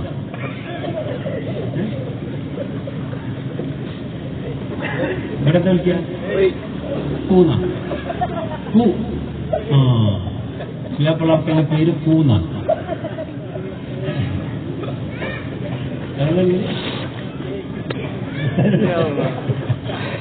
അടുത്ത മംഗലം കഴിഞ്ഞ എന്നാ പിന്നെ എങ്ങനെ വിളിക്കല്? അടുത്ത മംഗലം കഴിഞ്ഞാൽ പിന്നെ അങ്ങനെ വിളിക്കൂല. അപ്പൊ ഒച്ച കുറച്ചിട്ടേ വിളിക്കൂ. അങ്ങനെ വിളിച്ചു. വിളിച്ചപ്പോൾ രാജാവ് എന്താടി? അല്ല നമ്മള് സുഹറ. അവളെ സമയമൊക്കെ ആയില്ലേ? മംഗലത്തിന്റെ സമയമായില്ലേ? അതെ, അവിടെ മംഗലത്തേക്ക് വിടണ്ടേ? ഞാൻ ആലോചിക്കുന്നത് മറ്റേ മെഹമ്മദ് അഫന്തി വന്നിട്ടില്ല. അയാൾ വന്നിട്ടുണ്ടെങ്കിൽ സംഭവമൊക്കെ നടക്കായിരുന്നു. അപ്പൊ ഉമ്മ പറഞ്ഞ് അവൾക്കൊരാളിഷ്ടമാണ്. അതായത് അത് നമ്മളെ ജയിലിൻ്റെ അകത്ത് കിടക്കുന്ന കള്ളനോട് ഉപ്പാക്കാണ്ട് ചൂടായി. നീ എന്താണ് പറഞ്ഞു? അവൾക്ക് ഭ്രാന്താണ്. അതിപ്പോ നിനക്ക് ഭ്രാന്താണെന്ന് വെച്ചു. അപ്പൊ സൂർ അപ്പുറത്ത് കേട്ട് ഭ്രാന്ത്. അപ്പൊ ഭ്രാന്താകുമ്പോ പറയാം. എന്നാ പിന്നെ ഇന്നോന്ന് എനിക്ക് ഭ്രാന്താണ്. അവള് ഭ്രാന്ത് അഭിനയിക്കാതില്ല. അവസാനം ഇവിടെ എന്തല്ലോ പാട്ടും പാടി നടക്കാൻ തുടങ്ങി. ഭ്രാന്തത്തിന്റെ മതി. രാജാവ് മന്ത്രിമാരൊക്കെ വിളിച്ചുകൂടി പറഞ്ഞടാ, എന്റെ മകളെ മാനസിക നിലയാകെ തെറ്റിച്ചേ. എന്താ കാരണം? അവൾക്ക് ജയിലിന്റെ തിരക്കുന്ന കളന് ഭർത്താവായിട്ട് പോകണം. കൊടുക്കൂലെന്ന് ഞാൻ പറഞ്ഞപ്പോ ഭ്രാന്തായി. എന്താ ചെയ്യാ? അപ്പൊ പ്രധാനമന്ത്രി പറഞ്ഞു, രാജാവേ ഒരു കാര്യം ചെയ്യും, ഈ വട്ടുള്ള പെണ്ണ, ഈ ഭ്രാന്തുള്ള പെണ്ണിന് ആരെങ്കിലും മംഗലം കഴിക്കോ? നമ്മൾ കഴിക്കോ? ഇങ്ങനത്തെ മുണ്ടാണ്ടിരിക്കും. നിങ്ങൾ കഴിക്കുവോ? അല്ല, കഴിച്ചാളല്ല. കഴിച്ചാൾ ഏതായാലും കുടുങ്ങിയിട്ടല്ലേ. കഴിക്കൂല. കാരണം ഭ്രാന്തല്ലേ നമ്മൾ കഴിക്കൂല. അപ്പോ അവൾക്ക് ഭ്രാന്താകാൻ കാരണം ആ കള്ളനാണെങ്കിൽ തൽക്കാലം കള്ളനെ കെട്ടിച്ചു കൊടുക്കാനുള്ള ഭ്രാന്ത് തീരട്ടെ. അപ്പോൾ ഇയാൾ പറഞ്ഞു, എടാ മഹ്മൂദ് ഹസൻ രാജാവിനോട് ഞാൻ എന്താ പറയാ? അയാൾ പൊന്നാണാപരം എന്നൊക്കെ കുറെ കാലയില്ലേ വന്നിട്ടില്ലല്ലോ, അയാളോട് എന്താ പറയാ? അപ്പൊ പറഞ്ഞു, അയാൾ പറഞ്ഞാൽ മനസ്സിലാവുന്ന മനസ്സിനാ. നിങ്ങളൊരു കാര്യം ചെയ്യാം, അയാൾ സംഗതി പറഞ്ഞാൽ മതി. അപ്പൊ പറയും, സംഗതി പറയാൻ ഞാൻ അങ്ങോട്ട് പോവില്ല. എന്റെ താഴെയുള്ള ആളല്ല, എന്റെ മേലുള്ള ആളാണ്. മേലുള്ള ആളോട് ഞാൻ എന്താ പറയാൻ പറ്റില്ല എന്ന് പറയാൻ പറ്റോ? അപ്പൊ മന്ത്രിമാർ പറഞ്ഞൊരു കത്തെഴുതിയാൽ മതി. കത്തെഴുതി കൊടുത്തേക്കാൻ മറുപടി വരെ ഓളോട് എങ്ങാണ്ടെടുക്കാൻ വേണ്ടി പറയാൻ. അങ്ങനെ കത്തെഴുതി ഒരു രാജഭടന്റെ കയ്യിൽ കൊടുത്തു. അയാൾ ആ കത്തുമായി മുഹമ്മദ് ലഫ്ദിന്റെ കൊട്ടാരത്തിലേക്ക് പോയി. മഹാനായ രാജാവേ വാർത്ത കേൾക്കണേ, മനസ്സേരി എഴുതും കത്താണിതോർക്കണേ. മാനിമ്പയായ മോളെ കൈയാളും ചൊല്ലിയ മാധുര്യമോടുന്ന വാർത്തകളിൽ വിതറിയുക. നിങ്ങളെ വായിച്ചു ഞാനന്വേഷിച്ചു നേരനെ, നിങ്ങളും സമ്മതിക്കുന്ന കൈയാണ് ദൈവതേ. എങ്കിലും കേൾക്കണേ എന്റെ മേലുള്ള രാജാവേ, എന്നിൽ പിടിപെട്ട ദുർവിധി കേസ് ഹോജാവേ. കത്തിങ്ങനെയാണ്, പ്രിയപ്പെട്ട മഹ്മൂദ് ലഫ്ദി, ഞാൻ എന്റെ മകൾ സുഹ്റാക്ക് വേണ്ടി നിങ്ങളെ അന്വേഷിച്ചു. പെണ്ണ് കാണാൻ വരുമെന്ന് നിങ്ങൾ പറഞ്ഞു.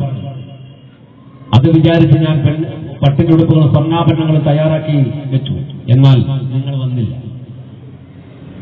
നെറ്റികേട് എന്ന് പറയാവുന്നതിനപ്പുറത്ത് വേറൊന്നുമില്ല. അത് കള്ളം കട്ടുണ്ട്. എന്റെ പട്ടാളക്കാർ ആ കള്ളനെ പിടിച്ച് ഞങ്ങൾ 2 കൈയും വെട്ടി ചെയ്തിട്ടു. അയാൾക്ക് ഒരു പ്രത്യേകതയുണ്ട്. അയാൾ ഖുർആൻ പാരായണം ചെയ്യുന്ന ആളായിരുന്നു. എന്റെ മകൾ അയാൾ ഖുർആൻ പഠിപ്പിക്കുന്ന ഉസ്താദിനെ കണ്ടെത്തി. ഇപ്പോൾ അവൾ പറയുന്നു ആ കള്ളനെ ഭർത്താവായി വേണമെന്ന്. സമ്മതിക്കില്ല എന്ന് കണ്ടപ്പോ അവൾക്ക് ഭ്രാന്താണിപ്പോ. അതുകൊണ്ട് മുഹമ്മദ് ലഫ്ദി എന്നോട് ക്ഷമിക്കണം, എന്നോട് പൊറുക്കണം. ഞാൻ എന്റെ മകളെ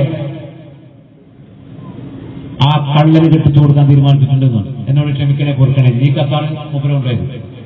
മഹ്മൂദ് ലഫ്ദിന്റെ ചെറിയൊരു കൊട്ടാരം. ആ കൊട്ടാരത്തിന്റെ ഫ്രണ്ടിൽ വലിയൊരു ബെല്ലുണ്ട്. അതിങ്ങനെ അടിക്കണം. അതടിച്ചാൽ അകത്തുനിന്ന് ആരെങ്കിലും പുറത്തേക്ക് വരും. ഇയാൾ ഈ പട്ടാളക്കാരൻ അവിടെ പോയിട്ട് ഒരുപാട് നേരം ബെല്ലടിച്ചിട്ടും ആരും പുറത്തേക്ക് വന്നില്ല. അയാൾ ആ കൊട്ടാരത്തിന് മുന്നിൽ പോയിട്ട് വെറുതെ വിളിച്ചു, മഹാരാജ മഹ്മൂദ്. വിളിക്ക് മറുപടിയുമില്ല. അയാളെ കൊട്ടാരത്തിന് ചുറ്റും ഇങ്ങനെ നടക്കാൻ തുടങ്ങി.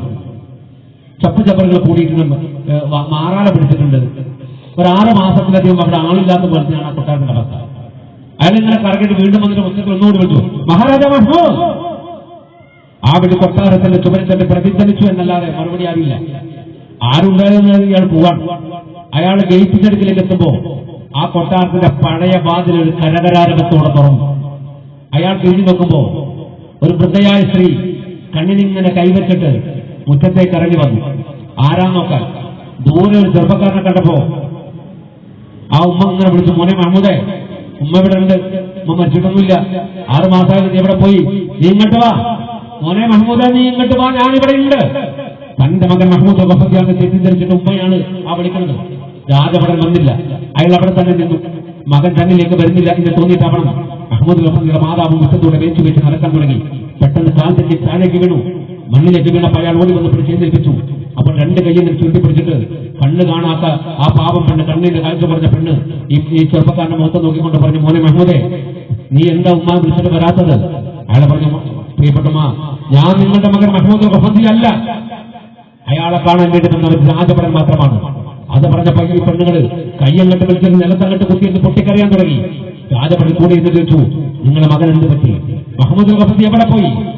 ആ പെണ്ണ് പറഞ്ഞു, മോനെ, 6 മാസം മുമ്പ് കൊട്ടാരമുറ്റത്ത് ഒരു പുലി വന്നു. ആ പുലി പിടിക്കുന്ന അവനും പിന്നെ തുടരിടുന്നേ. നാടും നഗരവും അവർ മുന്നിട്ടേ, കാടും മലകളും കടന്നു വിട്ടേ.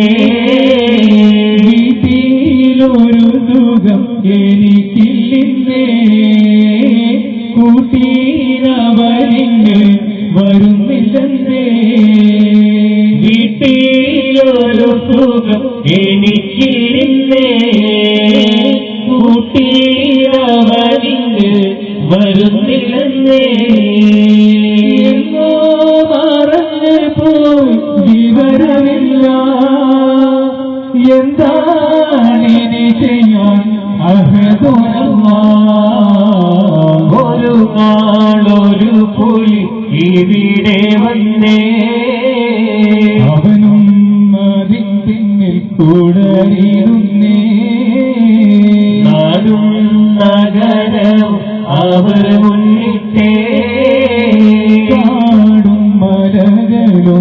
കടന്നുളിത്തേ 6 മാസം കൊട്ടാരമുറ്റത്ത് ഒരു പുലി വന്നു. ആ പുലിയെ പിടിക്കുന്ന കാര്യത്തിൽ ഇവിടുത്തെ പട്ടാളക്കാർ പരാജയപ്പെട്ടപ്പോ പുള്ളിക്കാൻ എണ്ണ തേച്ചൊരു തുണി മാത്രം കൊടുത്തിട്ട് എന്റെ മഹമ്മദ് മുഹമ്മദ് കുതിരപ്പുറത്ത് ഇവിടുന്ന് പോയി. പിന്നെ അവൻ ഇതുവരെ തിരിച്ചു വന്നിട്ടില്ല. അവൻ എന്ത് പറ്റിയെന്ന് എനിക്കറിയില്ല. അവൻ വരാതെ ഇവിടുത്തെ പട്ടാളക്കാരൻ ഇവിടെ വിട്ടു പോയി. ഇപ്പോൾ അയൽവാസികൾ എന്തെങ്കിലും അല്പം ഭക്ഷണം കൊണ്ടു തരും. അത് കഴിഞ്ഞാണ് ഇപ്പം ജീവിക്കുന്നത്. അതുകൊണ്ട് നീ തിരിച്ചു പോയിട്ട് നിന്റെ രാജാവിനോട് പറയണം എന്റെ മകൻ മഹ്മൂദ് മുഹമ്മദ് എന്ത് പറ്റിയെന്ന് അന്വേഷിക്കാൻ. ഇത് പറഞ്ഞപ്പോഴാണ് ഇയാളുടെ മനസ്സിൽ 6 മാസം മുമ്പ് നടന്ന സംഭവം ഓർമ്മ വരുന്നത്. അന്ന് ആ കൂട്ടത്തിൽ ഇയാളുണ്ടായിരുന്നു. ഒരു തുണി മാത്രം കൊടുത്ത് കുളിക്കാൻ എണ്ണ തേച്ച മനുഷ്യൻ. ഞാൻ കള്ളനല്ല, ഞാൻ മഹ്മൂദ് മുഹമ്മദ് വിളിച്ചു പറഞ്ഞത്. പടത്തോനെ, അയാളുടെ 2 കൈയും വെട്ടിയാണ് ജയിൽ കിടത്തത്. ഈ കത്തുമ്മാന്റെ കയ്യിൽ കൊടുത്തിട്ട് പറഞ്ഞ് ഞാനിപ്പം വരാം, നിങ്ങളിത് പിടിക്കുക. അയാൾ ഇറങ്ങി ഓടി. മനുഷ്യന്റെ മനസ്സെന്ന് പറഞ്ഞാൽ ഒരു ഞാണിന്മേൽ കളിയാണ്. ചിന്തകളുടെ ആധിക്യം കൂടിയാൽ മനസ്സിന്റെ താളം തെറ്റും. അവിടെയാണ് മജ്നൂബാവുക, ഭ്രാന്തനാവുക. സത്യത്തിൽ അയാളുടെ മനസ്സിന്റെ താളം തെറ്റി. അയാൾ ചിന്തയുടെ ആധിക്യം കാരണം 4 ഭാഗത്തേക്ക് ഓടാൻ തുടങ്ങി. അയാൾ കൊട്ടാരത്തേക്ക് തിരിച്ചുപോയില്ല. കാടുകളും മലകളും കയറി അയാൾ മഹ്മൂദ് അപ്പത്തി വിളിച്ച് നടക്കാൻ തുടങ്ങി. 3 ദിവസം കഴിഞ്ഞിട്ടും വിവരമറിയിക്കാൻ വേണ്ടി പോയ, കത്ത് കൊണ്ടുപോയ, ലെറ്റർ കൊണ്ടുപോയ രാജഭരണ വിവരമില്ല. ദുഹറ മെല്ലെ വിളിച്ചു. ആ മറ്റേ ചങ്ങാതി പണിട്ട് ഓളെ വിളിച്ചിട്ട് പറഞ്ഞു, നീ ഉമ്മാനോടും പോയിട്ട് പറ, നാളെ രാവിലെ എന്റെ നിക്കാഹ് നടക്കണം, ഇല്ലെങ്കിൽ ഉച്ചക്കന്റെ മയ്യത്തെടുക്കണം എന്ന് പോയിട്ട് പറ.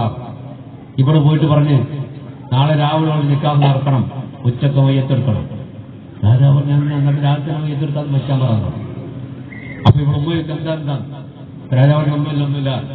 മന്ത്രിമാരെ വിളിച്ച് മന്ത്രിമാരെ ചർച്ച. മന്ത്രിമാര് പറഞ്ഞു, ഇനി എന്തായാലും ലെറ്ററിന് മറുപടി കിട്ടിയാലും മംഗലല്ലേ വയ്ക്കേണ്ടത്.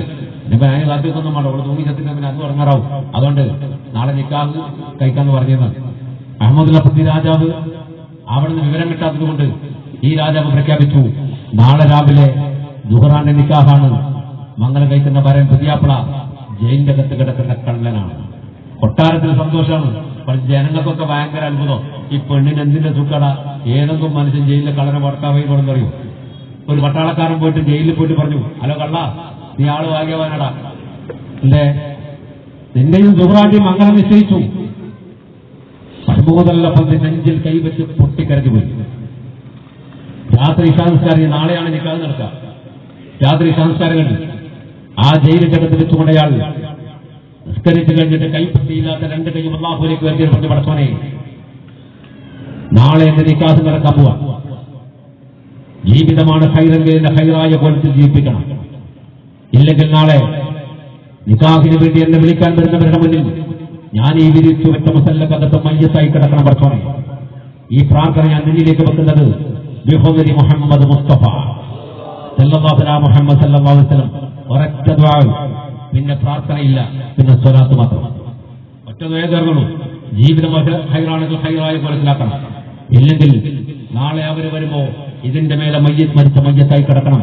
ഈ ദുആ ഞാൻ നിന്നിലേക്ക് വെക്കുന്നത് അള്ളാന്റെ ഹബീബിന്റെ സ്വലാത്ത് കൊണ്ട് മാത്രമാണെന്ന് പറഞ്ഞിട്ട് സ്വലാത്തെല്ലാം പറഞ്ഞു. പിന്നെ ദ്വാരമില്ല, ദ്വാ ഇല്ല.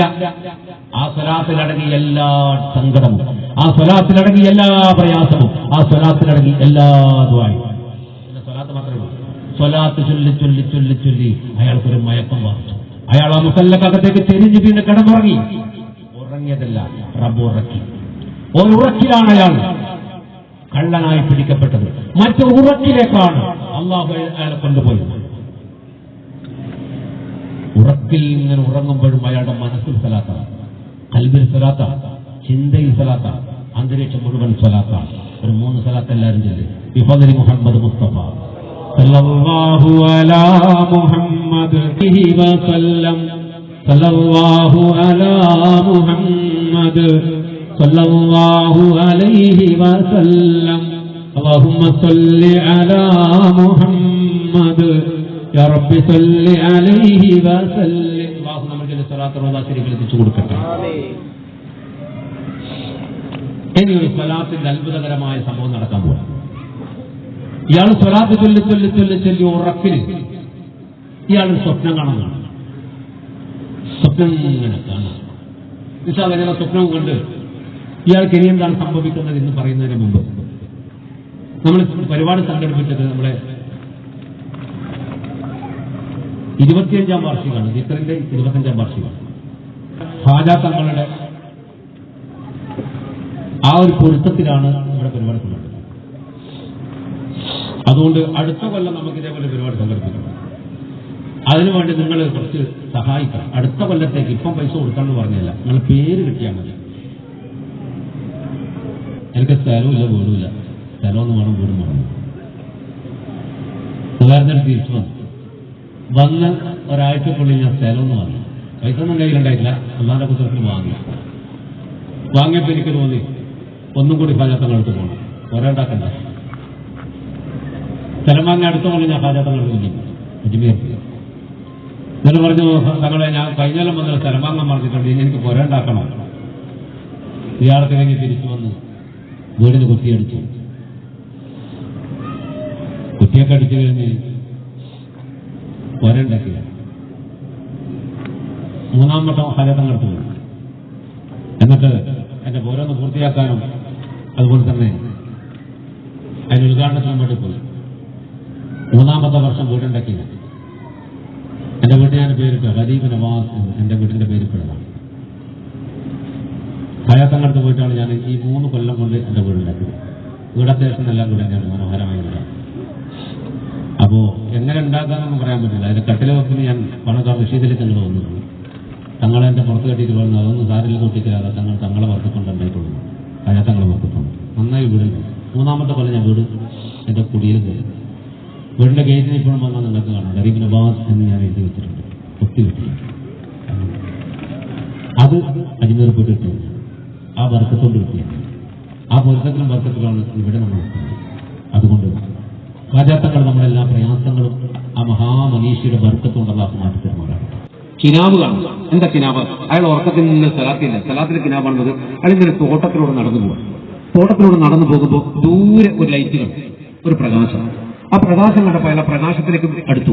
അപ്പോൾ അത് 2 പ്രകാശമായി. 2 പ്രകാശത്തിന് 3ആയി, 3 4ആയി.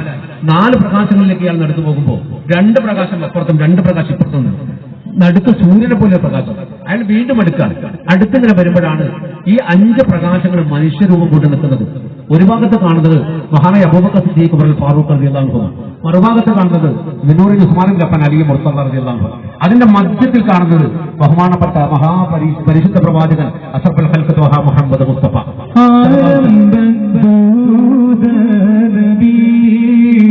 അയാൾ അറിയാതെ പറഞ്ഞു പോയി.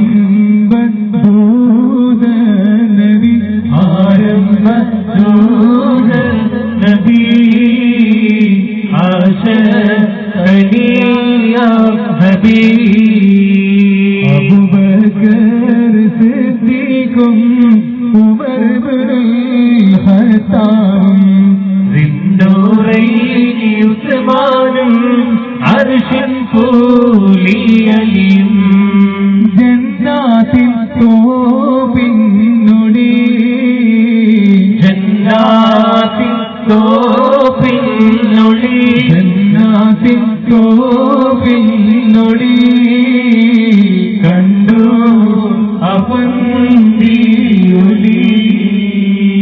പ്രകാശങ്ങൾ മനുഷ്യരൂപം കൂടി നിന്നപ്പോൾ അയാൾക്ക് ആളെ മനസ്സിലായി. അയാൾ അറിയാതെ പറഞ്ഞു, സ്വലാത്തു വസ്സലാമു അലൈക യാ റസൂലല്ലാഹ്. റസൂലുള്ളാഹിക്ക് സലാം പറഞ്ഞപ്പോൾ സലാം മടക്കിയിട്ട് ചോദിച്ചൊരു ചോദ്യം ചരിത്രത്തിൽ കാണാം, എന്തേ മഹ്മൂദ് നിങ്ങൾക്ക് പറ്റിയത്? അപ്പം പറഞ്ഞു, അജയ്യവനായ അള്ളാഹുവിന്റെ കുതിർത്തിൽ സംശയം ഉണ്ടായോ എന്ന് ചോദിച്ചു മുസ്നബി. അപ്പം പറഞ്ഞു, ലാ യാ റസൂലല്ലാഹ്, ഒരു സംശയിക്കില്ല. പക്ഷെ സൂറത്ത് ആലി ഇംറാൻ 26-ാമത്തെ ആയത്ത് ഓതിപ്പോ എന്റെ കൽബിൽ അങ്ങനെ തോന്നി, അതിനെന്റെ റബ്ബന്റെ കൈയങ്ങട്ട് വെട്ടി. കൈവെട്ടിയത് എനിക്ക് പ്രശ്നമില്ല നബിയെ, ഞാൻ അള്ളാഹുനോട് തെറ്റ് ചെയ്തു, അള്ളാഹുവിന്റെ കൈവെട്ടി മതി, എനിക്ക് പ്രശ്നമില്ല. പക്ഷെ നാളെ എന്റെ നിക്കാഹ്, ആ നിക്കാഹിന് നീട്ടിക്കൊടുക്കാൻ അത് പറഞ്ഞിട്ട് നീട്ടിക്കൊടുക്കാൻ എനിക്ക് കയ്യില്ല നബിയെ, അതാണ് എന്റെ സങ്കടം എന്ന് പറഞ്ഞപ്പോ ഒരു ചോദ്യം ചോദിച്ചു, മഹ്മൂദേ, നീ എന്റെ പേരിൽ സ്വലാത്ത് ചൊല്ലുന്ന ആളല്ലേ? നീ എന്റെ പേരിൽ പതിവായി സ്വലാത്ത് ചൊല്ലുന്ന ആളല്ലേ? പതിവായി 1000 സ്വലാത്ത് പതിവായി ചെല്ലിയാൽ അവന് നരകം ഹറാമാകുമെന്ന് മുഹമ്മദ് മുസ്തഫ. ചെറിയ സ്വലാത്തിലേക്കോ 1000 സ്വലാത്തുകൾ വല്ലതും പൂർത്തിയാക്കാം, ഒരു ദിവസം പൂർത്തിയാക്കിക്കോ. ചെറിയ സ്വലാത്ത് ചെല്ലിയാൽ മതി. അല്ലാഹുമ്മ സല്ലി അലാ നൂരി വഅഖിലിഹി. ഫാത്തിമ ബിയുടെ സ്വലാത്താണ് അത്. ഫാത്തിമ ബി ഒരു ദിവസം 300 സ്വലാത്ത് ചെല്ലും. അല്ലാഹുമ്മ സല്ലി അലാ നൂരി വഅഖിലിഹി. ഈ സ്വലാത്ത് ചെല്ലിയാൽ മതി. 1000 സ്വലാത്ത് ചെറിയ സ്വലാത്താണ്. എത്ര കൂലി കിട്ടുന്ന കാര്യമാണ്. അപ്പൊ പറയാം, നീ എന്റെ പേരിൽ പതിവായി സ്വലാത്ത് ചെയ്യുന്ന ഒരാളല്ലേ? അപ്പോ നീ എന്റെ പേരിൽ സ്വലാത്ത് ചെല്ലുമ്പോൾ എനിക്ക് നിന്നോട് ചില ബാധ്യതകളുണ്ട് മഹ്മൂദേ, അതുകൊണ്ട് നിന്റെ കയ്യും കൊണ്ടാണ്. ആ കൈ റസൂലിനെ പിടിച്ചു, കിനാവിലാണ്, സ്വപ്നത്തിലാണ്. കൈ പിടിച്ച് ബിസ്മി കൂടി തടവി. 6 മാസങ്ങൾക്ക് മുമ്പ് വെട്ടിയെടുത്ത് കുഴിച്ചിട്ട് വലത്തെ കൈ റേപ്പിറ്റ് ചെയ്തു മുഹമ്മദ് മുസ്തഫ. ആ കൈ നോക്കി സ്വലാത്ത് ചൊല്ലി വീണ്ടും മഹ്മൂദ്. അപ്പൊ ഇടത്തെ കൈ പിടിച്ച് തടവി. 2 കൈയും ഫിറ്റിങ്ങാണ്. അപ്പൊ റസൂലുള്ളാഹി എഴുന്നേറ്റു. കൂടെ സഹാബാക്കൾ എഴുന്നേറ്റ്, 4 പേര്. അവര് ബേക്കോട്ട് അങ്ങനെ പോവാൻ. പെട്ടെന്ന് പ്രകാശമായി പറഞ്ഞപ്പോ കിടന്ന കിടപ്പിൽ മഹ്മൂദിനെ പറ്റി വിളിച്ചു, യാ റസൂലല്ലാഹ്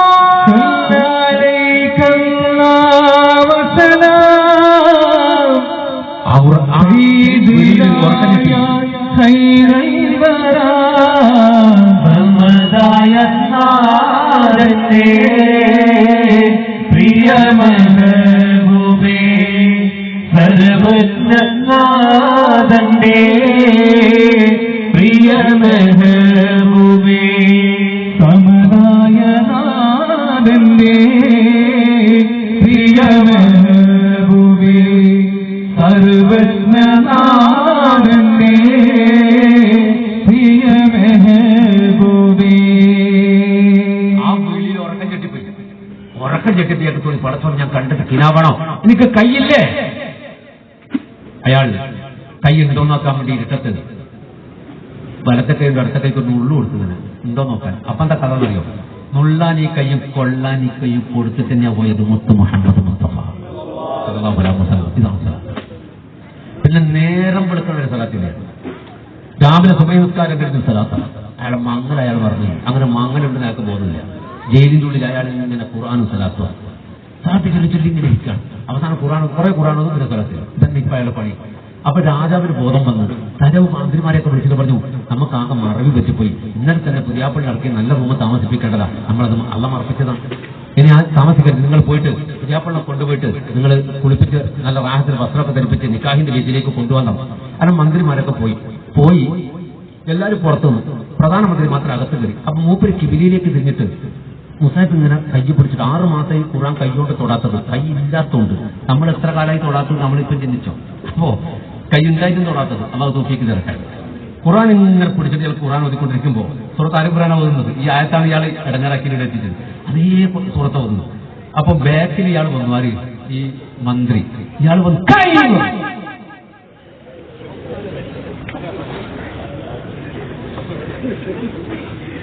അതിനാ ഞങ്ങൾ വിളിച്ചേ. ഉറക്കനെ പോയിക്കോട്ട് വിചാരിച്ചില്ല. കൈ എന്ന് പറഞ്ഞിട്ട് ഇയാൾ ഓടിക്കളഞ്ഞു. ബാക്കിയുള്ളവർ ബാക്കിലോടി. ഇയാൾ കൈ കാണാൻ 6 മാസം മുമ്പ് കൊത്തിയ കയ്യാ തിരിച്ചു കാണുന്നത്. ഇയാൾ ഓടില്ലേ? നമ്മൾ ഓടൂലേ? ഓടടാ ഓട്ടം. ഓടി രാജാവിന് മുന്നിൽ പോയിട്ട് പറഞ്ഞു, രാജാവേ കൈ. രാജാവിന് കൈ എന്താ പ്രശ്നമില്ല, നിങ്ങൾക്കല്ല പുയ്യാപ്പിളക്ക് കൈ. ഇത് കടമ്പുയ്യാപ്പിളക്ക് കയ്യോ? ആ നിങ്ങൾ കണ്ടോ? അവര് പറഞ്ഞു നമ്മൾ കണ്ടിട്ടില്ല.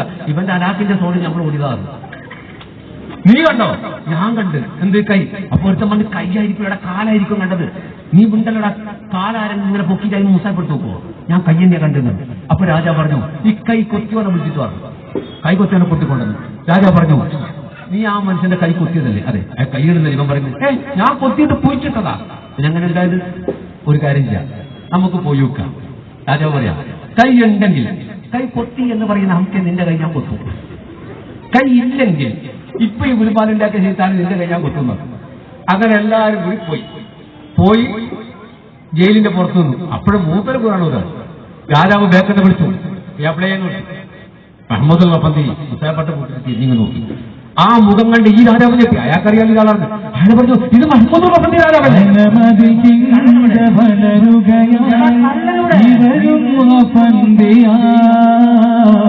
എങ്ങനെ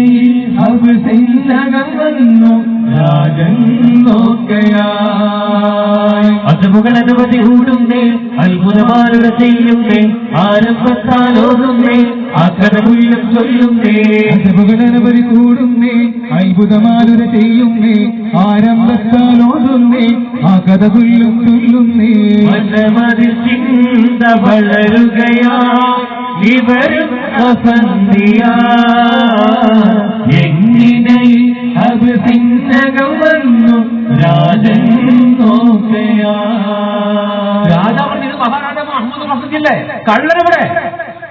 പട്ടാളക്കാരോട് ചോദിച്ചപ്പോ അവര് പറഞ്ഞു, കള്ളെ പുയ്യാപ്പിള പിടിച്ചോണ്ടെന്ന്. കള്ളെ നിങ്ങൾ ഇയാളെയാണ് കണ്ണൻ കണ്ടു പിടിച്ചുകൊണ്ടത്. മഹാരാജാ നിങ്ങൾക്ക് പറഞ്ഞുകൂടായിരുന്നു ഞാൻ മഹ്മൂദ് അഫന്തിയാണ്. മൂപ്പറിഞ്ഞ് പറഞ്ഞുകൂടെയാണ്, ഞാൻ 100 വട്ടം പറഞ്ഞതാ. പിന്നെ പറയാതിരിക്കാൻ എടുത്ത ഷർട്ട് ഊരി എന്റെ വായിൽ ഫിറ്റാക്കി.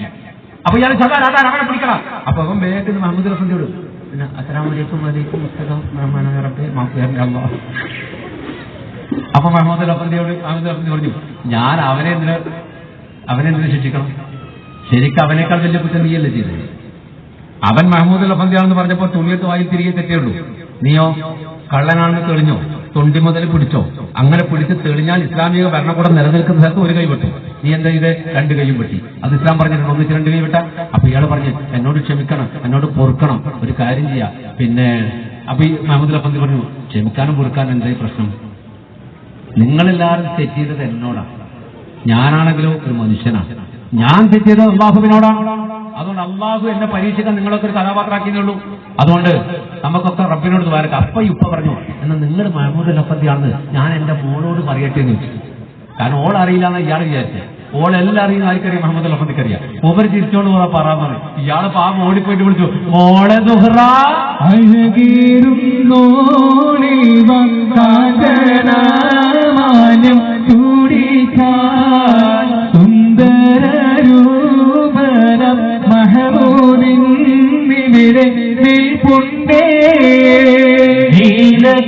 ീലയുടെ കളരാഗം കേൾക്കുമ്പോൾ നീലാകാശത്തിന്റെ തെളിവായി ചന്ദ്രൻ വിലസുമ്പോൾ മഹ്മൂദ് അഫന്തി രാജാവ് നിന്റെ ഭർത്താവ് ആരാണെന്ന് അറിയോന്ന് വെച്ചു.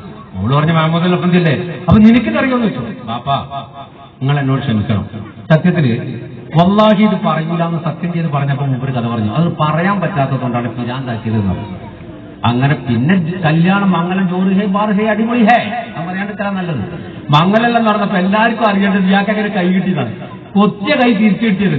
ഒറ്റ കൈ കെട്ടിട്ട് പോയിട്ട് തോണ്ടിയിട്ട് ചോദിച്ചു അല്ലപ്പോ ഇതൊക്കെ എങ്ങനെയാ കൈ കിട്ടിയത്? മൂപ്പര് ഹോട്ടലിൽ അറിയിച്ചിട്ട് പാർസൽ വാങ്ങിയതാണ്. ഇക്കടാം ചേടാ വയ്യ പറഞ്ഞതാണ്. നിക്കാഹെല്ലാം കഴിഞ്ഞപ്പോ മൂപ്പര് എഴുന്നേറ്റത് എല്ലാം കഴിഞ്ഞിട്ട് എല്ലാവരും എഴുന്നേറ്റ് പറഞ്ഞു നിങ്ങൾക്കിപ്പോ സംശയം ഈ 2 കൈ എങ്ങനെ കിട്ടിയതാണല്ലേ? ഞാൻ പറഞ്ഞുതരാം. എന്റെ റബ്ബ് എന്നെ പടക്കുമ്പോൾ എനിക്ക് അനുഗ്രഹമായി 2 കൈ നൽകി.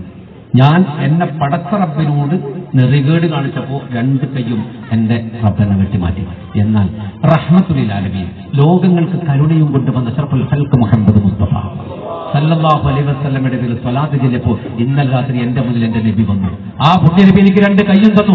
ഇത് പറഞ്ഞതോടെ കല്യാണ പന്തൽ മുഴുവൻ പേരും എഴുന്നേറ്റ് അറിയാതെ ചൊല്ലി മുത്ത് ഹബീബ് മുഹമ്മദ് മുസ്തഫ സ്വലാത്ത് സല്ലല്ലാഹു അലാ മുഹമ്മദ്. പിന്നെ കല്യാണ പന്തൽ മംഗലപന്തൽ സ്വലാത്തിന്റെ വേദിയാക്കി മാറ്റിയവർ.